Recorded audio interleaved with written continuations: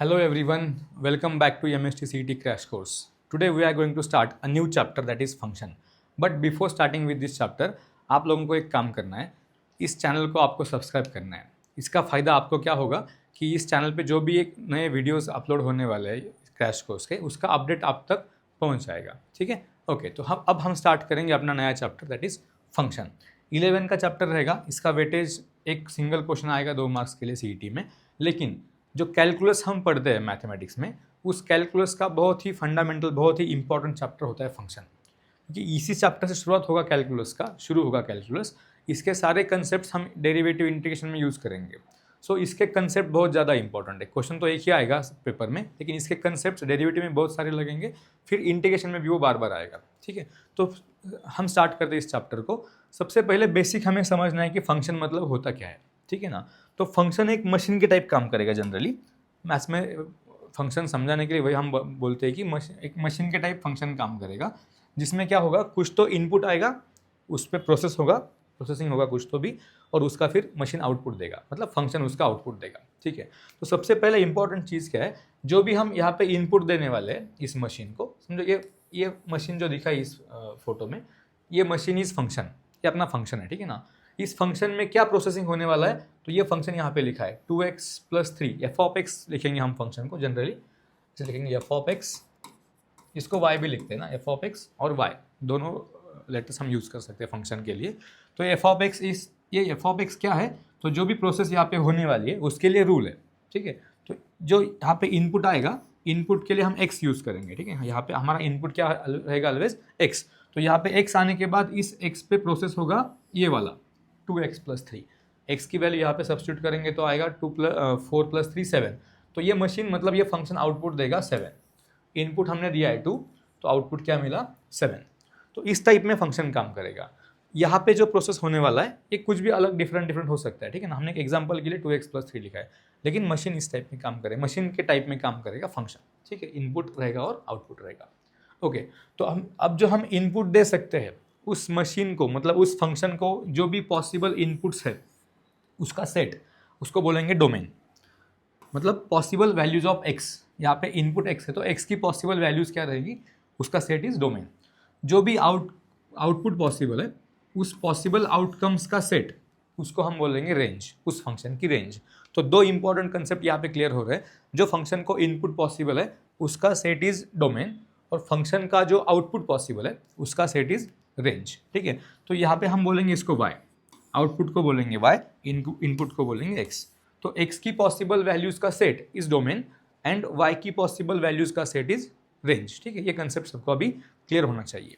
उसके बाद फंक्शन को डिफाइन कैसे करेंगे कि ये जो पहला वाला सेट रहेगा जिसको हम डोमेन बोलते हैं, ठीक है ना, x, इसको डोमेन बोलते हैं हम. तो इस डोमेन का सेट जो है, इसमें for each x in domain, इस सेट में जो भी x है उस हर एक x के लिए there is exactly 1 F of x, मतलब y इन रेंज. इसका जो सेट है, सेकेंड वाला सेट, रेंज वाला सेट बोलेंगे इसको हम. उस सेट में, इस डोमेन के सेट के हर एक x के लिए एक y की वैल्यू होनी चाहिए. ठीक है ना. हर एक x, for each x in domain, each x in domain should have exactly 1 value of y. ठीक है, तो इसको बोलेंगे फंक्शन. इसको समझ के लेंगे थोड़ा सा डायग्राम के थ्रू, वेन डायग्राम में समझेंगे उसको हम. एक सेट अपने पास है a नाम का सेट, दूसरा सेट है b. ठीक है, दो सेट अपने पास है. एक सेट में हमने देखा है ABC, दूसरे सेट में 1 2 3 4. ठीक है, अब कंडीशन में मैंने क्या बताई फंक्शन के लिए कि ईच एलिमेंट इन डोमेन, मतलब each value of x should have exactly 1 y. तो a के लिए समझो 3 है y, b अगर इनपुट है तो 1 आउटपुट है, c अगर इनपुट है तो 4 आउटपुट है. यहाँ पे क्या हुआ कि a में जो भी एलिमेंट्स है, हर एक एलिमेंट को एक सिंगल आउटपुट है. अब ये फंक्शन है. ठीक है ना. हमने इसके पहले आपने 11 में एक चैप्टर पढ़ा होगा रिलेशन, उसमें क्या होता है, इसी टाइप के दो सेट है a और b. अब यहाँ पे अगर 1 2 3 4 लिया मैंने, और यहाँ पे ABCD है. ठीक है ना. इनको ऐसे मैप किया कि 1 का मैपिंग b के साथ, 3 का मैपिंग a के साथ, 4 का मैपिंग d के साथ. अब ये जो डायग्राम बना है ये फंक्शन नहीं होगा. ये फंक्शन क्यों नहीं होगा, क्योंकि यहाँ पे एक एलिमेंट है 2, जो x वाला सेट है, डोमेन का सेट, उसमें एक सिंगल एलिमेंट ऐसा मिला हम लोगों को जिसका मैपिंग नहीं हुआ है, मतलब उसको वाई नहीं है, उसके लिए आउटपुट नहीं है। जनरली ये जो एलिमेंट्स रहते हैं आउटपुट वाले, इनको हम इमेज बोलते हैं। ये बी का इमेज है 1, ठीक है ना, ए का इमेज है 3, सी का इमेज 4, यहाँ पे 1 का इमेज बी, 3 का इमेज, लेकिन यहाँ पे 2 को इमेज नहीं, मतलब x अगर 2 है तो उसके लिए y नहीं है अपने पास। लेकिन कंडीशन हमने क्या बोला कि हर एक x के लिए एक एग्जैक्टली एक y होना चाहिए, लेकिन इस 2 के लिए y नहीं, तो इसका मतलब ये फंक्शन नहीं होगा, ठीक है ना। और एक एग्जाम्पल लेंगे, और एक, अगर अपने पास ए सेट है, इसमें x, y और z है, ठीक है ना, इधर एलिमेंट्स है 2, 4, 6, 8, ठीक है। अब इसको मैप करता हूँ मैं कि x का जो मैपिंग है वो होगा 6 के साथ, ठीक है, x का मैपिंग और एक 2 के साथ भी हो रहा है, y का 4 के साथ और z का 8 के साथ। अब यहाँ पे हर एक एलिमेंट के लिए y अवेलेबल है, x के लिए भी y है, y के लिए भी है, z के लिए भी है। लेकिन प्रॉब्लम क्या है यहाँ पे कि x के लिए 2 आउटपुट मिल रहे हैं, मतलब इनपुट एक ही है x, लेकिन आउटपुट्स 2 है। कंडीशन क्या है हमारी फंक्शन की, हमें हर एक एलिमेंट ऑफ डोमेन, हर एक x के लिए, मतलब हर एक इनपुट के लिए एक ही आउटपुट होना चाहिए कंपलसरी। अगर किसी एलिमेंट के लिए एक इनपुट है लेकिन 2 आउटपुट है, इसका मतलब ये फंक्शन नहीं होगा। फिर इनपुट अगर एक है तो आउटपुट एक ही रहेगा, ठीक है। बट ऐसा हो सकता है, ये फंक्शन नहीं है, इसको हम लिखें ये फंक्शन नहीं है, ये भी फंक्शन नहीं है। बट ऐसा हो सकता है कि अगर अपने पास ए वाला सेट है ए, दूसरा सेट बी, इस सेट में एलिमेंट्स है ए बी सी डी, ठीक है, क्यों ए बी सी, इसमें 1 2 3 4। अब मैं मैपिंग करूँगा कि ए का मैपिंग 2 के साथ, ठीक है, बी का मैपिंग 2 के साथ और सी का मैपिंग 4 के साथ। हमारी जो कंडीशन है वो कंडीशन सेटिस्फाई हो रही कि चेक करेंगे पहले। हर एक एलिमेंट को एक ही इमेज होना चाहिए, मतलब हर एक एलिमेंट के लिए, हर एक एक्स के लिए एक ही वाई होना चाहिए। ए को एक ही वाई है, अगर इनपुट ए है तो आउटपुट 2, ए के लिए एक ही आउटपुट है। बी के लिए अगर इनपुट बी है तो आउटपुट 2, मतलब बी के लिए भी एक ही आउटपुट है। सी के लिए भी एक ही आउटपुट है, इनपुट सी है तो आउटपुट 4 है। सिंगल आउटपुट्स है। लेकिन यहाँ पे क्या हुआ कि 2 इनपुट्स के लिए सिंगल आउटपुट, ए का आउटपुट भी 1 होगा, सॉरी 2 होगा, बी के लिए आउटपुट भी 2 होगा। ये पॉसिबल है, ठीक है ना।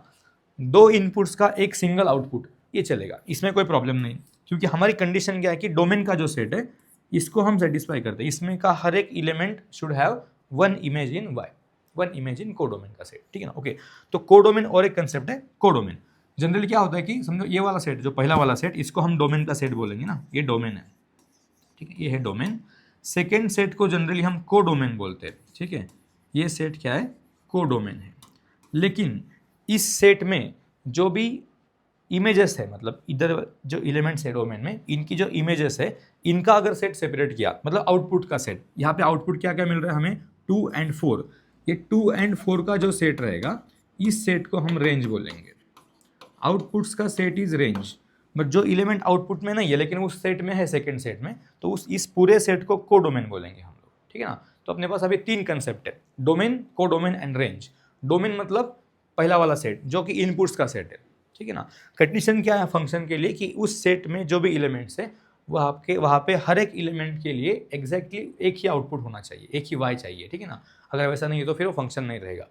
सेकेंड थिंग इज कोडोमेन, जो सेकेंड वाला सेट है उसको कोडोमेन बोलेंगे, पूरा वाला सेट, ठीक है ना। इसमें सेकेंड सेट में जो भी एलिमेंट्स किसी इधर वाले एक्स वालों के आउटपुट्स है, आउटपुट वाले एलिमेंट जहाँ पे यहाँ पे 2 और 4, उसका जो सेट है उसको बोलेंगे रेंज, ठीक है।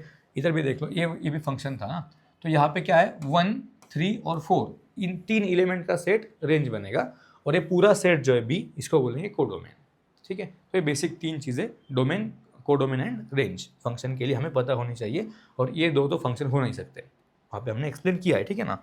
चलो नेक्स्ट पॉइंट पे जाएंगे, टाइप्स ऑफ फंक्शंस। कुछ फंक्शन के बेसिक टाइप्स है वो हमें समझ के लेने पड़ेंगे पहले, ठीक है। तो पहला टाइप होता है 1 1 फंक्शन। 1 1 फंक्शन मतलब क्या होगा, अभी 1 1 फंक्शन में क्या होगा कि हर एक एक्स के लिए एक डिफरेंट आउटपुट मिलेगा। जैसे हमने अभी थोड़ी देर पहले पिछले स्लाइड पे देखा था, यहाँ पे क्या हुआ है कि ए के लिए आउटपुट 2 है, बी के लिए भी आउटपुट 2 है, 2 एलिमेंट्स का एक सिंगल आउटपुट है। लेकिन 1 1 फंक्शन में क्या होगा कि हर एक एलिमेंट का आउटपुट डिफरेंट होगा। यहाँ पे 1 का आउटपुट 4, 2 के लिए आउटपुट 5 है और 3 के लिए आउटपुट 6 है।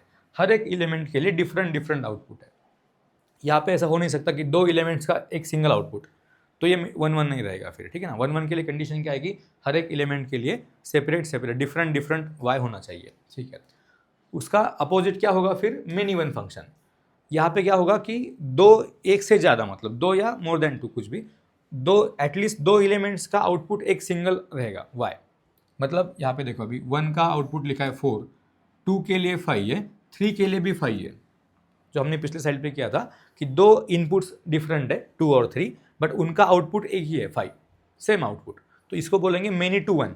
तो मेनी टू वन फंक्शन होगा ये।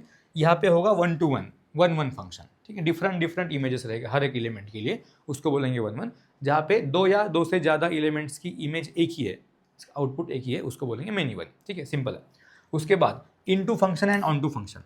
अब ये हुआ सब हम डोमेन के सेट के बारे में बोल रहे हैं ना। अभी तक जो भी डिस्कस किया हम लोगों ने वो सब डोमेन का सेट, सेंटर ऑफ हमारा डिस्कशन था कि उस पर हम डिफाइन कर रहे थे कि उसमें हर एक एलिमेंट को एक इमेज चाहिए तो फंक्शन बनेगा। अगर सबके लिए डिफरेंट डिफरेंट इमेजेस है तो फिर वो 1 1 फंक्शन बनेगा। अगर दो या दो से ज़्यादा एलिमेंट्स के लिए एक सिंगल आउटपुट है तो मेनी वन फंक्शन बनेगा। लेकिन अब आएगा पिक्चर में कोडोमेन का सेट, ये सेकेंड वाला सेट कोडोमेन। इसमें अगर एक भी एलिमेंट ऐसे मिला, फॉर एग्जाम्पल इस सेट पे देखेंगे, 1 के लिए थोड़ा सा ये एरोज गलत है, 1 के लिए 4 आउटपुट है, ठीक है ना। फिर 2 के लिए 5 और 3 के लिए भी 5। यहाँ पे एक नंबर बच रहा है 6। ये जो 6 है वो किसी का इमेज नहीं है, ठीक है ना। तो इस टाइप का जो फंक्शन होगा जिसमें एटलीस्ट एक तो एलिमेंट कोडोमेन के सेट में एटलीस्ट एक एलिमेंट ऐसा है जिसके लिए हमारे पास प्री इमेज नहीं है, मतलब वो किसी का इमेज नहीं है, ठीक है ना। इसको सेकेंड सेट वाले एलिमेंट्स को इमेज बोलते हैं हम। यहाँ पे देखो कि 4 is image of 1 but 1 is pre image of 4। मतलब एक तो एलिमेंट ऐसा मिलना चाहिए जिसके लिए प्री इमेज नहीं है उस फंक्शन में, उसको बोलेंगे इनटू फंक्शन। जैसे यहाँ पे 6 बचा था, ठीक है ना। इसका उल्टा क्या होगा, onto function. Onto में क्या होगा कि सारे के सारे जो एलिमेंट्स है, अब यहाँ पे क्या करना पड़ेगा, 1 का मैपिंग 4 के साथ, 2 का मैपिंग 5 के साथ और 3 का मैपिंग 6 के साथ किया है, ठीक है। ओके, तो यहाँ पे क्या हुआ कि 4 के लिए भी प्री इमेज है, 5 के लिए भी प्री इमेज है, 6 के लिए भी प्री इमेज है, तो इसको बोलेंगे ऑन टू फंक्शन, ठीक है। मतलब इनटू और ऑन टू में डिफरेंस क्या है, इनटू कब होगा फंक्शन कि कोडोमेन के सेट में एटलीस्ट एक एलिमेंट ऐसा मिलना चाहिए हम लोगों को जिसके लिए प्री इमेज नहीं है, तो उसको बोलेंगे इनटू फंक्शन। और ऐसा वो वाला फंक्शन जिसमें हर एक एलिमेंट के लिए प्री इमेज मिलेगा उसको बोलेंगे ऑन टू फंक्शन, ठीक है। तो ये दो फंक्शंस इंपॉर्टेंट है, ठीक है। ओके, चलो नेक्स्ट, अब नेक्स्ट स्लाइड पे जाएंगे। इसमें क्या देखेंगे अभी, ठीक है ना, some special types of functions. अब कुछ टाइप फंक्शन के कुछ स्पेशल टाइप्स है जो कि बहुत ज़्यादा इंपॉर्टेंट हो गया अपने लिए। इसके कंसेप्ट्स, इसके डोमेन, रेंज सब डिस्कस करेंगे हम वन बाय वन। तो पहला फंक्शन है लॉगरिथमिक फंक्शन। बहुत सारे टाइप और भी रहते हैं लेकिन मैं सिर्फ इंपॉर्टेंट हम डिस्कस कर रहे हैं यहाँ पे। लॉगरिथमिक फंक्शन में क्या होगा कि वो फंक्शन ऐसे डिफाइन करेंगे ना हम, F of X equal to log X, उसका एक ग्राफ है। एक एक करके हम वापस उसका ग्राफ भी ड्रॉ करेंगे, बाद में डिस्कशन डिटेल में करेंगे उसका। Second function is modulus function, उसको लिखेंगे F of X equal to a mod X, mod के अंदर एक्स रहेगा, ठीक है। उसका ग्राफ भी यहाँ पे बना के दिया है लेकिन हम उसको वापस करेंगे, थोड़ा सा इसमें चेंज होगा, ठीक है। नेक्स्ट स्लाइड पे थोड़ा डिटेल में डिस्कस करेंगे कि पहला जो फंक्शन हमने बोला कि y equals to log X, logarithmic function. यहाँ पे क्या होता है कि इसका ग्राफ पहले बनाएंगे फिर डिस्कशन करेंगे बाकी का। ग्राफ में क्या होगा लॉग के फंक्शन के, जब भी लॉग में 1 आएगा इनपुट, इनपुट x है ना अपना, इनपुट इज x, जब भी x की वैल्यू 1 होगी लॉग की वैल्यू 0 होगी, तो इस पॉइंट से ग्राफ ऊपर जाएगा, इस पॉइंट से ग्राफ नीचे जाएगा, ठीक है। अब ये नीचे जो जा रहा है वो जाएगा इन्फिनिटी तक, इसको ये क्रॉस नहीं करेगा, ठीक है ना। इसका मतलब क्या हो रहा है कि हमारी जो रेंज है, रेंज मतलब क्या होता है कि y की वैल्यूज़ ना, ये y एक्सिस है, इस एक्सिस पे क्या होगा, y की वैल्यूज़ रहेगी निगेटिव टू पॉजिटिव, ठीक है। तो y की वैल्यू पॉजिटिव इन्फिनिटी तक जा रहा है, y कहाँ से, निगेटिव इन्फिनिटी से। मतलब y की वैल्यू कहाँ से कहाँ तक है, minus infinity two plus infinity. तो ये होगा उसका रेंज, इसको रेंज लिखेंगे अभी, ये उसका रेंज है, माइनस इन्फिनिटी से प्लस इन्फिनिटी, मतलब सारे के सारे रियल नंबर्स, ठीक है ना। डोमेन क्या बोला है हमने, डोमेन मतलब x की पॉसिबल वैल्यूज। तो x की पॉसिबल वैल्यूज मतलब एक यहाँ पे ग्राफ से डिस्कशन करेंगे ना। ग्राफ पे क्या लिया हमने x को, x की वैल्यू 0 हमने कभी लिया ही नहीं, क्योंकि 0 लिया तो इन्फिनिटी होता है, ठीक है ना। तो 0 से आगे वाली वैल्यू पॉसिबल है, 0 से पीछे वाली वैल्यू पॉसिबल नहीं है। तो डोमेन में क्या लिखना पड़ेगा, डोमेन का सेट इज 0 टू इन्फिनिटी। ये 0 भी नहीं बनेगा कभी और इन्फिनिटी भी नहीं बनेगा कभी, x की वैल्यू मतलब जो इनपुट है हमें 0 से ग्रेटर ही देना है ऑलवेज, ठीक है। सेकेंड थिंग इज इस लॉक को डिफाइन होने के लिए दो चीज़ें इंपॉर्टेंट है। पहली तो जो डोमेन हमने बताया कि x की वैल्यू क्या क्या पॉसिबल है, तो x की वैल्यू ग्रेटर देन 0 चाहिए, ये फर्स्ट वाली केस। सेकेंड केस जो यहाँ पे लॉक का बेस हम दिखा रहे हैं a, that a should be greater than 0 and not equals to 1। Base के लिए भी दो कंडीशंस है कि बेस जो है वो 0 से ग्रेटर चाहिए, पॉजिटिव चाहिए, लेकिन 1 नहीं होना चाहिए। इसका मतलब क्या होगा कि अगर नंबर लाइन पे हम देखेंगे, यहाँ पे 0, यहाँ पे 1, यहाँ पे आगे बाकी के नंबर्स, तो 0 से आगे वाले सारे नंबर चलेंगे बेस में, सिर्फ यहाँ पे 1 को एलिमिनेट करना पड़ेगा, ठीक है ना। 1 छोड़ के बाकी सारे नंबर चलेंगे। 0 एंड 1 के बीच में जो नंबर्स है पॉइंट वाले, पॉइंट 1, पॉइंट 2, वो भी चलेंगे बेस में, और 1 के बाद वाले सारे नंबर्स, लेकिन सिर्फ 1 इस एक सिंगल डिजिट को एक्सक्लूड करना है, ठीक है, बेस के लिए। तो ये तीन कंडीशन अगर सेटिस्फाइड है तभी लॉक फंक्शन डिफाइन रहेगा, ठीक है। ये लॉक के लिए कंडीशन है बेसिक। सेकेंड फंक्शन हमें देखना है मॉडुलस फंक्शन। मॉडुलस फंक्शन को ही बोलते हैं एब्सोल्यूट वैल्यू फंक्शन, ठीक है। तो इसका काम क्या है, इसका काम है जो भी इनपुट आएगा x, उसको पॉजिटिव करके आउटपुट देना है, ठीक है ना। तो यहाँ पे क्या होगा, हम इसको डिफाइन कैसे करेंगे, अगर इनपुट वाला जो x है वो 0 या फिर 0 से ग्रेटर है, मतलब 0 या फिर पॉजिटिव, तो क्या होगा, इसका जो आउटपुट है वो सेम नंबर आएगा, क्योंकि अभी अंदर का जो x है वो ऑलरेडी पॉजिटिव है, नॉन नेगेटिव है, तो मॉड का कुछ काम नहीं वहाँ पे, ऑलरेडी पॉजिटिव है तो वही आउटपुट रहेगा, जो भी इनपुट है वही आउटपुट, ठीक है ना। लेकिन अगर x की वैल्यू लेस देन 0, मतलब निगेटिव रहेगा x की वैल्यू अगर निगेटिव हुई तो क्या होगा, ये जो मॉड है ये मॉड उस निगेटिव नंबर को पॉजिटिव करेगा। अब निगेटिव को पॉजिटिव कैसे करना पड़ेगा, उसको और एक निगेटिव साइन से मल्टीप्लाई होगा, मतलब उसको पॉजिटिव करने के लिए। तो ऑलरेडी x निगेटिव है, उसको और एक माइनस मल्टीप्लाई हो जाएगा। यहाँ पे x ऑलरेडी निगेटिव बोला है आगे सामने हमने, इसलिए x को निगेटिव दिखाया नहीं, लेकिन वो x निगेटिव है, फिर और एक माइनस मल्टीप्लाई होगा उसको पॉजिटिव करने के लिए, ठीक है। ये है मॉड फंक्शन। इसका ग्राफ कैसे बनेगा, तो इसका ग्राफ इस टाइप में बनेगा, ठीक है। अगर 0 इनपुट है तो 0 आउटपुट, पॉजिटिव इनपुट्स है तो सेम आउटपुट मिलेगा। निगेटिव इनपुट के लिए भी क्या होगा, -1 भी इनपुट दिया तो भी आउटपुट +1 है, ठीक है ना। -2 अगर इनपुट है तो आउटपुट +2 है, मतलब इधर इस साइड में भी ग्राफ ऊपर ही जाएगा, पॉजिटिव साइड में, ठीक है। तो यहाँ पे बोलो फिर डोमेन क्या होगा, डोमेन मतलब हम x की वैल्यूज़ क्या क्या पॉसिबल ले सकते हैं। यहाँ पे क्या क्या ग्राफ में x की वैल्यू ले ली हमने, तो x इधर कुछ भी ले सकते हैं, उधर भी कुछ भी हो सकता है पॉजिटिव इन्फिनिटी तक, और यहाँ पे निगेटिव इन्फिनिटी से पॉजिटिव इन्फिनिटी तक कुछ भी हम x ले सकते हैं, मतलब domain is all real numbers, ठीक है। रेंज क्या लिख सकते हैं इस फंक्शन के लिए, तो इस फंक्शन का रेंज रहेगा 0 हो सकता है ना, ये 0 भी हो सकता है, 0 के नीचे नहीं जाएगा, निगेटिव नहीं बनेगा सिर्फ, तो 0 से ऊपर इन्फिनिटी तक, पॉजिटिव इन्फिनिटी, ये उसका रेंज रहेगा। 0 को यहाँ पे क्लोज किया मैंने, मतलब वो इंक्लूड है, ठीक है। तो ये हर फंक्शन का domain and range is also important. हर एक फंक्शन हम जो डिस्कस कर रहे हैं उसका डोमेन क्या है और रेंज क्या है वो भी हमारे लिए इंपॉर्टेंट है, क्योंकि डोमेन और रेंज पे बहुत सारे क्वेश्चन आते हैं सीईटी में, ओके। तो ये सेकेंड फंक्शन होगा मॉड फंक्शन, उसको बोलेंगे एब्सोल्यूट वैल्यू फंक्शन, ठीक है।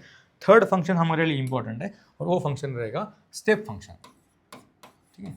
स्टेप फंक्शन मतलब क्या, उसको बोलते हैं हम greatest integer function, greatest integer function, ये भी इंपॉर्टेंट होगा।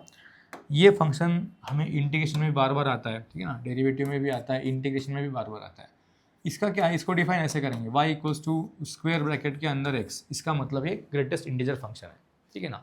इसका काम क्या है, आउटपुट क्या देना है, इंटीजर देना है, वो भी ग्रेटेस्ट इंटीजर फंक्शन नाम है उसका, उसको स्टेप फंक्शन बोलेंगे। तो यहाँ पे क्या होगा देखो, अगर इनपुट ऑलरेडी इंटीजर दिया हमने, 0 दिया, तो आंसर भी इंटीजर देना है, तो यहाँ पे आंसर भी आएगा वही सेम नंबर, वही इंटीजर, उसमें कुछ प्रॉब्लम नहीं उसको। अगर आपने पॉजिटिव इंटीजर दिया फिर भी आंसर वही आएगा, अगर आपने निगेटिव इंटीजर दिया फिर भी आंसर वही आएगा, ठीक है ना। इंटीजर होगा तो जो इनपुट है वही आउटपुट है, ठीक है। लेकिन अगर इनपुट फ्रैक्शन में आया 0.1, अब इसको क्या करना है, आउटपुट तो इंटीजर देना है, वो भी ग्रेटेस्ट इंटीजर, इसका नाम ही है ग्रेटेस्ट इंटीजर। तो ये क्या करेगा, ये जो नंबर इनपुट हम दे रहे हैं ना, तो नंबर लाइन पे देखो इसको, यहाँ पे 0 है, यहाँ पे 1, यहाँ पे आएगा 0.1, ठीक है ना। तो ये फंक्शन क्या करेगा, नंबर लाइन पे लेफ्ट से राइट जाना है, और उस टाइम में लेफ्ट से राइट जाते टाइम उस नंबर तक पहुंचने से पहले जो भी इंटीजर सबसे बड़ा आएगा उस पाथ में, वो उसका आंसर होगा। समझ में आ रहा है ना, लेफ्ट से राइट जाना है, तो जो भी इनपुट हम दे रहे हैं 0.1 हमने इनपुट दिया है, ठीक है ना। तो लेफ्ट से राइट उस नंबर तक जाते टाइम उस पाथ में जो भी सबसे बड़ा इंटीजर आएगा दैट इज अवर आंसर। तो यहाँ पे क्या होगा 0.1 के लिए क्या हो रहा है कि सबसे बड़ा यहाँ पे -2 है, -1 है, फिर 0 आया, तो ग्रेटेस्ट इंटीजर कौन मिलेगा, 0 मिलेगा, तो 0 मिलेगा। अगर x की वैल्यू हमने दिया 2.7 तो क्या होगा, आगे जाके यहाँ पे 2 है, यहाँ पे 3 है, इनके बीच में 2.7 है कहा, तो ठीक है ना। तो लेफ्ट टू राइट जा रहे हैं हम लोग, उस पाथ में सबसे बड़ा इंटीजर कौन मिलेगा, 2.7 के पहले 2 मिलेगा, तो आउटपुट क्या होगा, 2 होगा। ठीक है, इस टाइप में होगा ये। अगर नेगेटिव का भी देख लेंगे एक बार, अगर हमने इनपुट दिया -2.9, यहाँ पे आएगा -2.9, अगर x की वैल्यू हम ले रहे हैं -2.9, अब ये फंक्शन क्या करेगा, लेफ्ट टू राइट जाना है उस नंबर तक जो हम इनपुट दे रहे हैं, उस नंबर तक पहुंचना है हमें। तो उस पाथ में जो भी सबसे बड़ा इंटीजर आएगा, तो इसके पीछे -4 है, इसके बाद -3, तो ये नंबर यहाँ पे मिला। इस पाथ में सबसे बड़ा इंटीजर कौन है, -3, तो आंसर क्या होगा, वो आएगा -3 होगा। ठीक है, इस टाइप में इसका आउटपुट मिलेगा हमें, ग्रेटेस्ट इंटीजर फंक्शन। इसका ग्राफ जो है इस टाइप में बनता है। थोड़ा सा हम ग्राफ भी ड्रॉ कर लेंगे। अगर इनपुट 0 है तो आउटपुट भी 0 है, ये पॉइंट मिला, ठीक है ना। और 0 से अगर हम 1 तक जाएंगे, लेकिन एग्जैक्ट 1 नहीं लेंगे, तो हर एक नंबर के लिए आउटपुट वही है 0, 1 के लिए 0 नहीं होगा, 1 के लिए शिफ्ट होगा ग्राफ 1 पे। अगर इनपुट 1 है तो आउटपुट भी 1 है, ठीक है ना। तो यहाँ से 1 से फिर 2 तक जो नंबर्स आएंगे बीच में, उन सारे नंबर्स के लिए ये 1 ही आउटपुट देगा। और जब 2 को जाएंगे हम, 2 पे जाके फिर ये शिफ्ट होगा y = 2 के लिए, ठीक है ना। तो 0 to 1 एक ही आउटपुट है 0, 1 को फिर 1 हो गया, ये y की वैल्यू 1, 1 से 2 तक हर एक इनपुट के लिए आउटपुट 1 ही मिल रहा है, तो ये लाइन 1 से 2 तक। 2 के अब हम जब 2 पे पहुंच जाएंगे तो आउटपुट भी 2 है, लेकिन 2 के बाद 3 तक जाने तक जितने भी नंबर बीच में, सब के लिए आउटपुट क्या है, 2 है। फिर 3 पे जाके वो फिर से शिफ्ट होगा 3 के लिए। तो इस टाइप में स्टेप वाइज ये थोड़ा सा ग्राफ मिलता है, इसलिए उसको हम क्या बोलते हैं, स्टेप फंक्शन बोलते हैं। ठीक है, तो ये 3 फंक्शंस हमारे लिए इंपॉर्टेंट है। कौन से वाले फंक्शन, लॉग फंक्शन, उसका डोमेन, उसकी रेंज, उसको डिफाइन करने के लिए क्या चाहिए। एक तो हमने उस x के लिए कंडीशन बोल दी, फिर बेस के लिए कंडीशंस। सेकेंड फंक्शन हमने देखा था, वो था कि absolute value function, modulus function, उसको डिफाइन कैसे करेंगे, उसका डोमेन, उसका range. And then third is step function और ग्रेटेस्ट इंटीजर फंक्शन। इसको डिफाइन करने के लिए हमें इनपुट आउटपुट देखने पड़ेंगे। आउटपुट क्या मिलेगा, अगर इनपुट इंटीजर है तो आउटपुट भी सेम इंटीजर। अगर इनपुट में फ्रैक्शन या पॉइंट वाले नंबर्स है तो वहाँ पे क्या होगा, उस नंबर तक लेफ्ट टू राइट जाते टाइम जो भी ग्रेटेस्ट इंटीजर आएगा वहाँ से उसका क्लोज वाला वो हम आउटपुट दे देंगे। वो आउटपुट मिलेगा मतलब क्या मिलेगा कि वो जो भी इनपुट है उसका लेफ्ट का जो इंटीजर रहेगा, यहाँ पे देखो -2.9, इसके लेफ्ट को कौन है, -3, ये -0.1, इसके लेफ्ट को कौन है, 0, ये 2.7, इसका लेफ्ट में कौन है, 2। तो आंसर क्या मिलेगा इसका, जो भी उस नंबर का लेफ्ट का जो इंटीजर है वो अपना फाइनल आंसर रहेगा उस फंक्शन का आउटपुट। ठीक है, ओके, ये हुआ स्टेप फंक्शन या फिर ग्रेटेस्ट इंटीजर फंक्शन।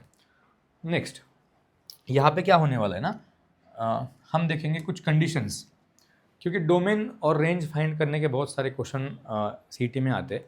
तो पहले डोमेन कैसे फाइंड करना है उसके लिए कुछ कंडीशंस है, स्टैंडर्ड फंक्शंस हो गए, उसके लिए क्या क्या कंडीशन हम यूज़ करेंगे वो हम देखेंगे। ठीक है, तो पहला फंक्शन है रैशनल फंक्शन। रैशनल फंक्शन हमें पता है कैसा होता है। रैशनल फंक्शन मतलब ये P(x) / Q(x), इस टाइप का फंक्शन है ना। एक न्यूमरेटर में फंक्शन है, डिनोमिनेटर में फंक्शन है। इस टाइप का अगर फंक्शन आया और बोले कि इसका डोमेन बोलो, डोमेन फाइंड करो, ठीक है ना। तो डोमेन फाइंड करने के लिए कंडीशन का क्या यूज़ करना है, यहाँ पे डिवीजन है ना, फ्रैक्शन है, तो जो डिनोमिनेटर है ये डिनोमिनेटर 0 नहीं होना चाहिए। अगर ये 0 हुआ तो नॉट डिफाइन हो जाएगा आंसर, मतलब फंक्शन की वैल्यू नॉट डिफाइन होगी। फंक्शन जनरली रियल नंबर पे डिफाइन करते हैं हम लोग, तो यहाँ पे अगर ऐसा हुआ कि डिनोमिनेटर 0 हुआ तो नॉट डिफाइन हो जाएगा, तो ये रियल नंबर नहीं रहेगा। इसलिए हम कंडीशन क्या बोलेंगे कि रैशनल फंक्शन जब भी आएगा तो डोमेन फाइंड करने के लिए कंडीशन क्या यूज़ करेंगे, कि उसके लिए क्या कंडीशन है, तो जो भी डिनोमिनेटर है that should not be equal to 0। यहाँ पे एग्जाम्पल भी लिया है कि 1/x - 3 ये वाला फंक्शन है, तो इसका इसका डोमेन फाइंड करने के लिए क्या करेंगे, जो डिनोमिनेटर x - 3 अपने पास उसको हम बोलेंगे it is not equal to 0। ठीक है, तो 3 शिफ्ट हुआ तो x नॉट इक्वल टू 3, मतलब डोमेन क्या लिख सकते हैं अभी, x की वैल्यू क्या नहीं चाहिए, 3 नहीं चाहिए, x नॉट इक्वल टू 3 मिला है, मतलब बाकी सब नंबर चल सकते हैं यहाँ पे, लेकिन 3 नहीं चलेगा। तो डोमेन क्या लिखेंगे, ऑल रियल नंबर्स, सिर्फ यहाँ पे कौन नहीं चाहिए हमें, 3 नहीं चाहिए, तो हम उसका सेट माइनस कर देंगे। R is set of all real numbers, उसमें से एक नंबर माइनस हो रहा है 3, वो 3 को छोड़ के बाकी सारे नंबर्स डोमेन हो सकता है, ठीक है। तो ये पहली वाली कंडीशन।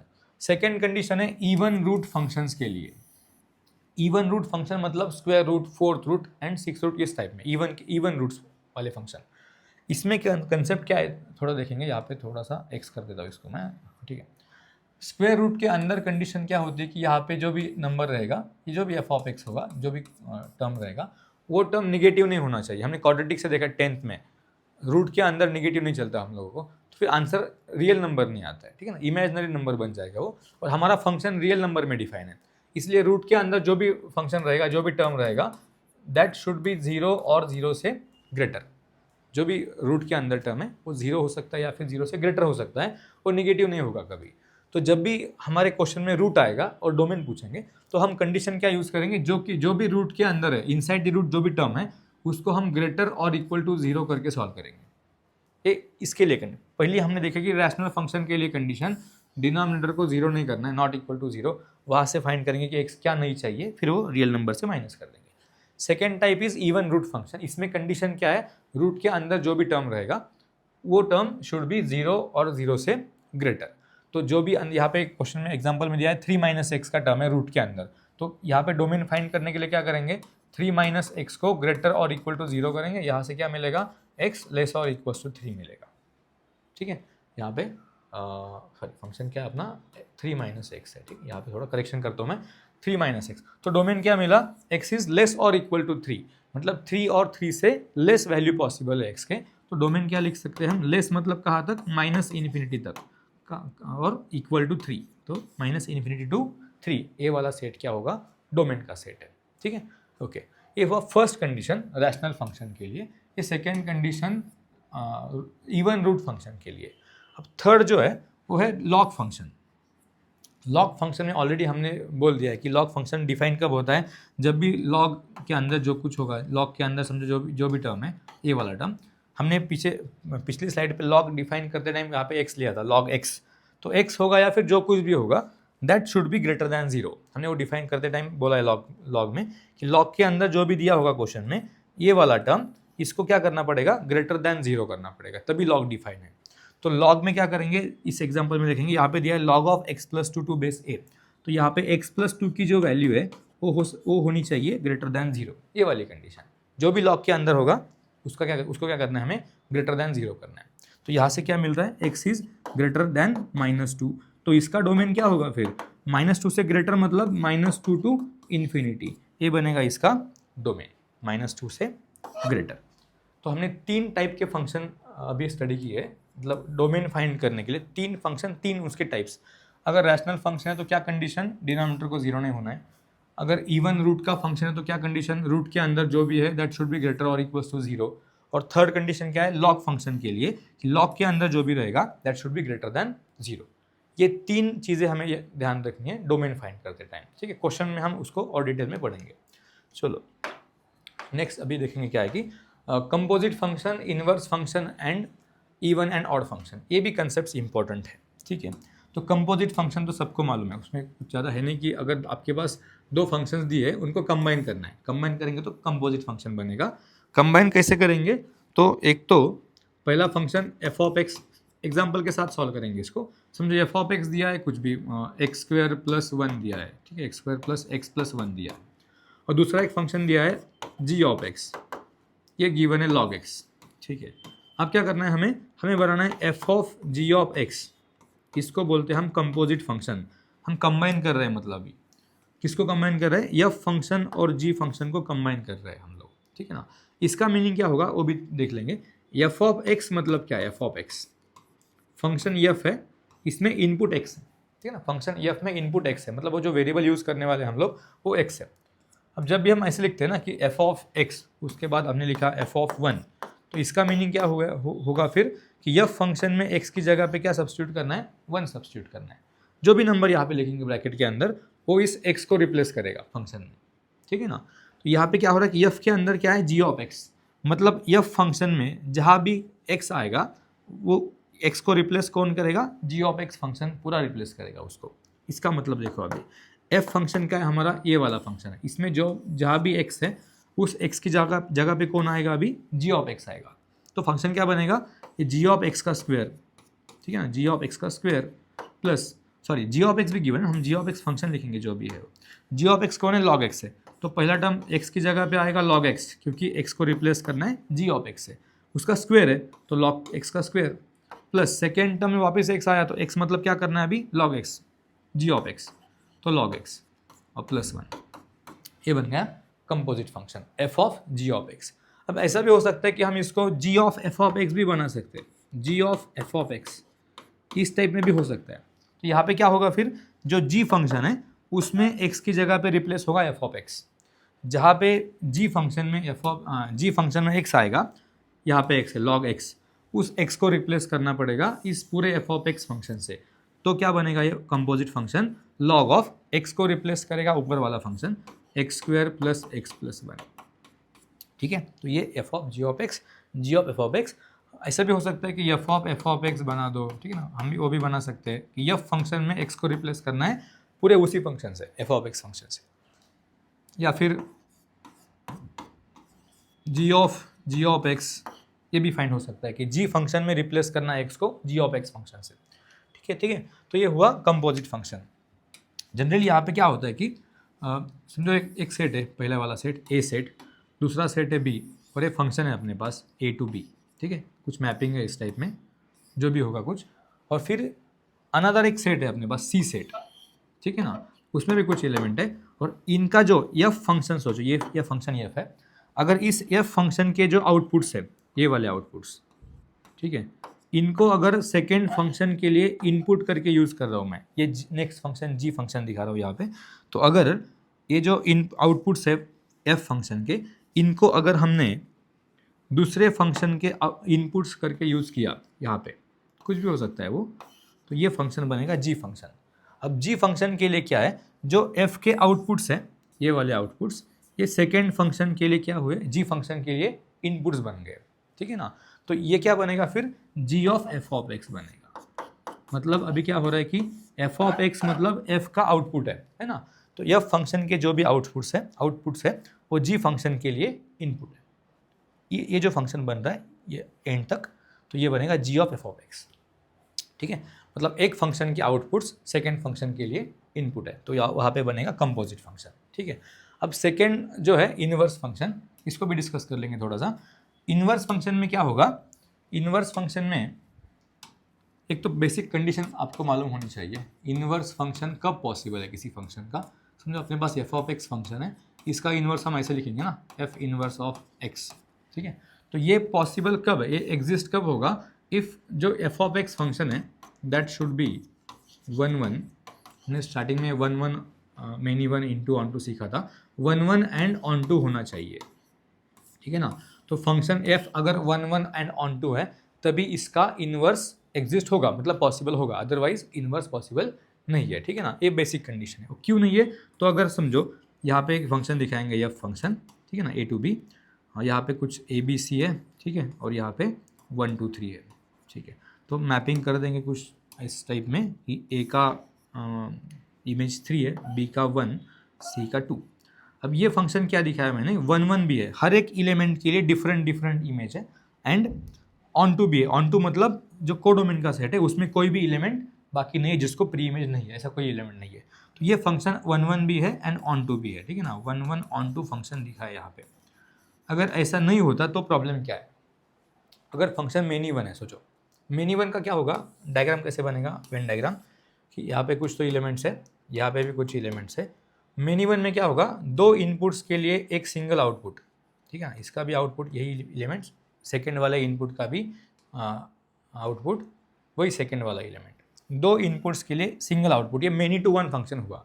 लेकिन अब जब इन्वर्स हम करते हैं ना, इस एफ का हम इन्वर्स करते हैं, जब भी यहाँ पे दिखाता हूँ मैं, जब भी हम इसका इन्वर्स फंक्शन, ये तो एफ ए टू बी है ना, ए टू बी है, ठीक है ना, इन्वर्स फंक्शन जो बनेगा एफ इन्वर्स वो बनेगा बी टू ए, उल्टा हो जाएगा। मतलब जो एफ के लिए इनपुट्स है वो एफ इन्वर्स के आउटपुट बनेंगे, ठीक है ना। ये फंक्शन एफ यहाँ से यहाँ जा रहा है तो एफ इन्वर्स उल्टा होगा, फिर उधर से इधर आएगा एफ इन्वर्स, इसका मतलब क्या होगा, जो भी एफ फंक्शन के लिए इनपुट्स है वो अभी क्या होगा, एफ इनवर्स के लिए आउटपुट बनेंगे, और जो एफ फंक्शन के आउटपुट्स है वो एफ इनवर्स के लिए इनपुट बनेंगे।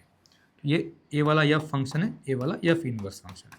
मतलब डोमेन एंड रेंज क्या होगा, इंटरचेंज होगा। जो भी फंक्शन एफ का डोमेन है अभी वो इनवर्स के लिए रेंज बनेगा, और जो एफ का रेंज है वो इनवर्स के लिए डोमेन बनेगा। तो यहाँ पे प्रॉब्लम क्या होता है, ए टू बी फंक्शन अगर है, ये एफ फंक्शन है ए टू बी, यहाँ से यहाँ जा रहा है ये वाला फंक्शन, लेकिन जब हम इसका इनवर्स बनाएंगे तो इनवर्स करते टाइम इधर से इधर जाना है, रिवर्स उल्टा जाना है।